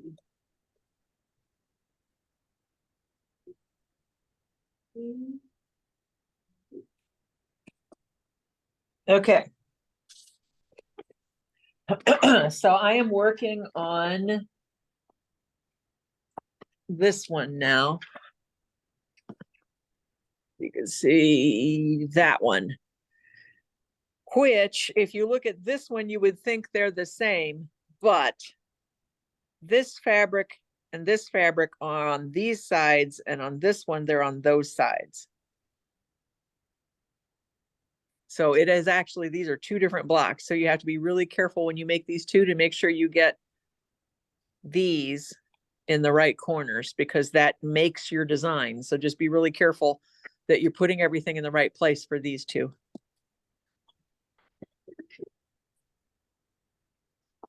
Let's see here. So.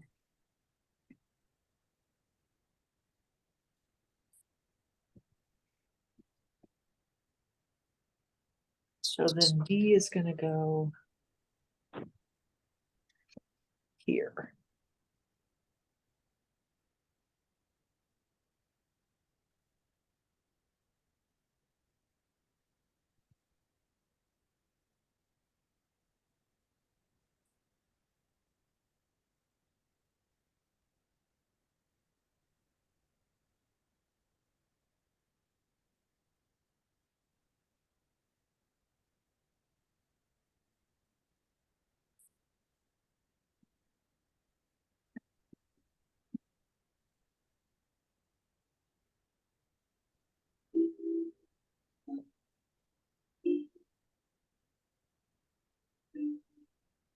This is the darker one, that's this one, okay.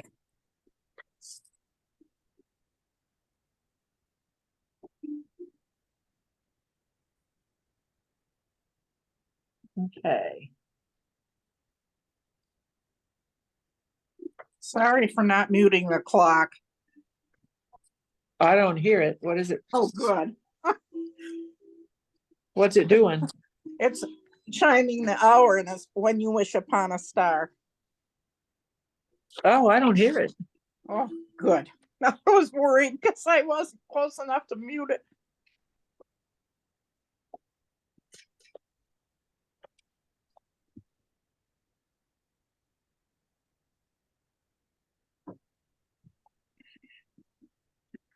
Okay.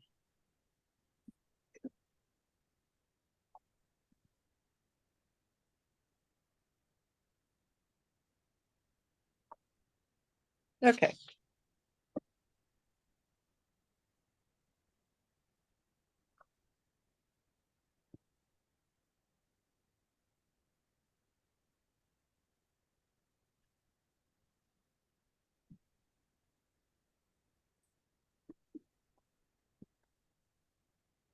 Okay, then this one.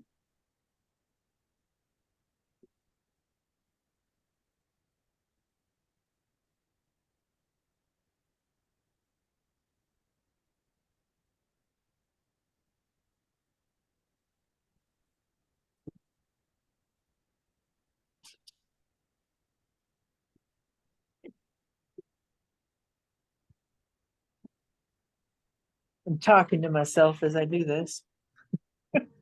I hear you. Okay. Then this one again.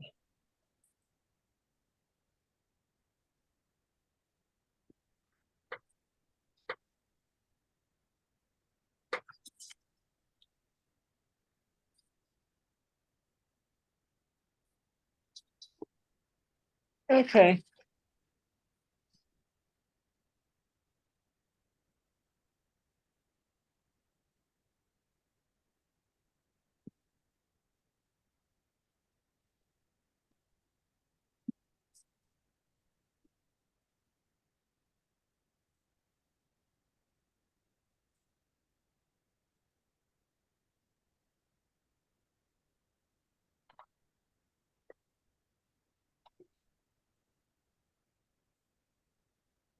All right.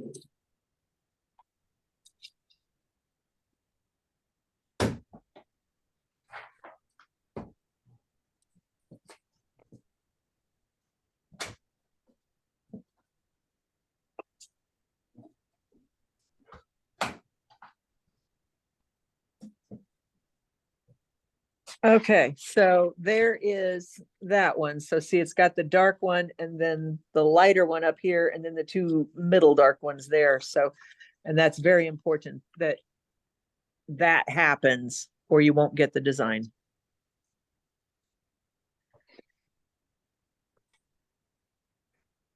So hopefully that made sense.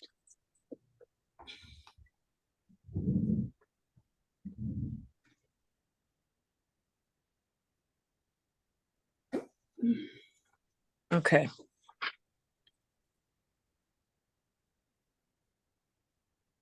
You have to make 8 of those.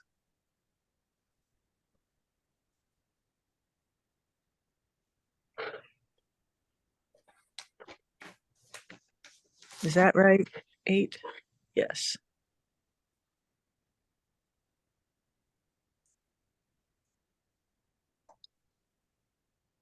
I think. Where did my piece of paper go? It is 8. Yes, 8 of those.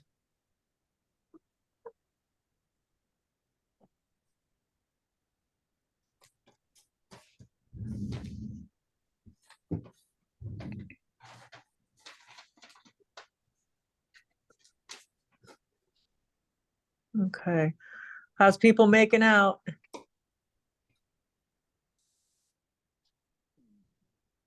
I'm just sitting here watching you. I think I'm about done for today, Lisa. I'm starting to get a little bit of a headache. Uh-oh. Yeah, that's not good. Well, we're about at the end of the class anyway, but are you getting it though? You got it? Yeah, but I Okay. do think the small ones are much easier. Then the big ones, yeah, I would yeah. agree. Yeah, I just yeah. hoping when I get to the diamond ones, because we can still come back and watch you do it, right? This is Absolutely. recorded. Absolutely. Yes. So how do you get it? Is it going to be like a link, or how do you go I'm go gonna back? email it to you. So Okay. Once I hit the off button, Mhm. it starts processing the video. And Mhm. I will then get it in about, I don't know, it depends on how long it takes them to do it. This is a longer video, so it'll probably take them a couple hours to get it off to me. Then Okay. I'll load it up to YouTube, and then I'll send you guys a link. Okay, perfect. Perfect. So yeah, you'll have it. Okay, sounds good. All right, does anybody have any questions? Not till I start piecing it in rows. Piecing it in rows, you're gonna, I'll add something to it. I'll add another video when I get to oh shoot, I have to take that off. No, I don't. Wow. Well, that's amazing. Of I getting the forgot my train of thought. Oh, piecing a row. Once I get to where I'm piecing this one again, I'll just do a quick, here's what I mean kind of a thing and add on to it. How about that? Sounds good. Okay. All right. So I don't plan on that like in the next day.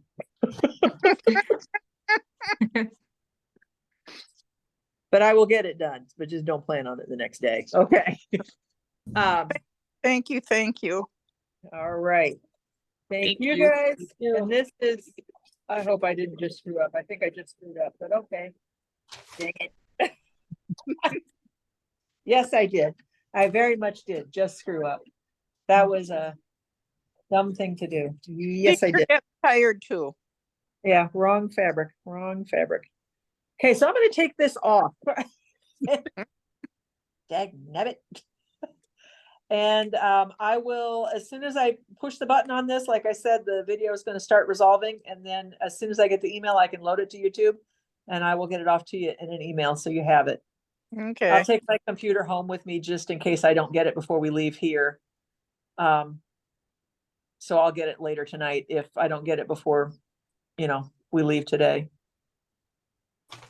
It just depends on how long it takes it to do its thing. I don't know what thing it's doing, but whatever it is that they do to make it happen, it varies. And the longer the video is, the longer it takes them.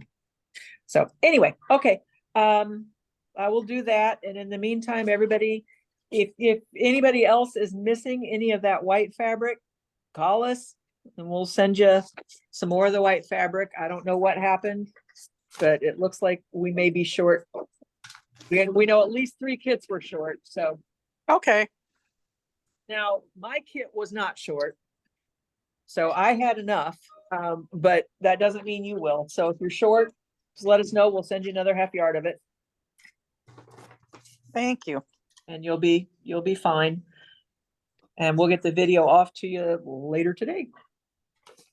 Sounds good, Lisa. Thank you so much. All This was right. fun. Thank you guys. Have a lovely, Okay. lovely evening.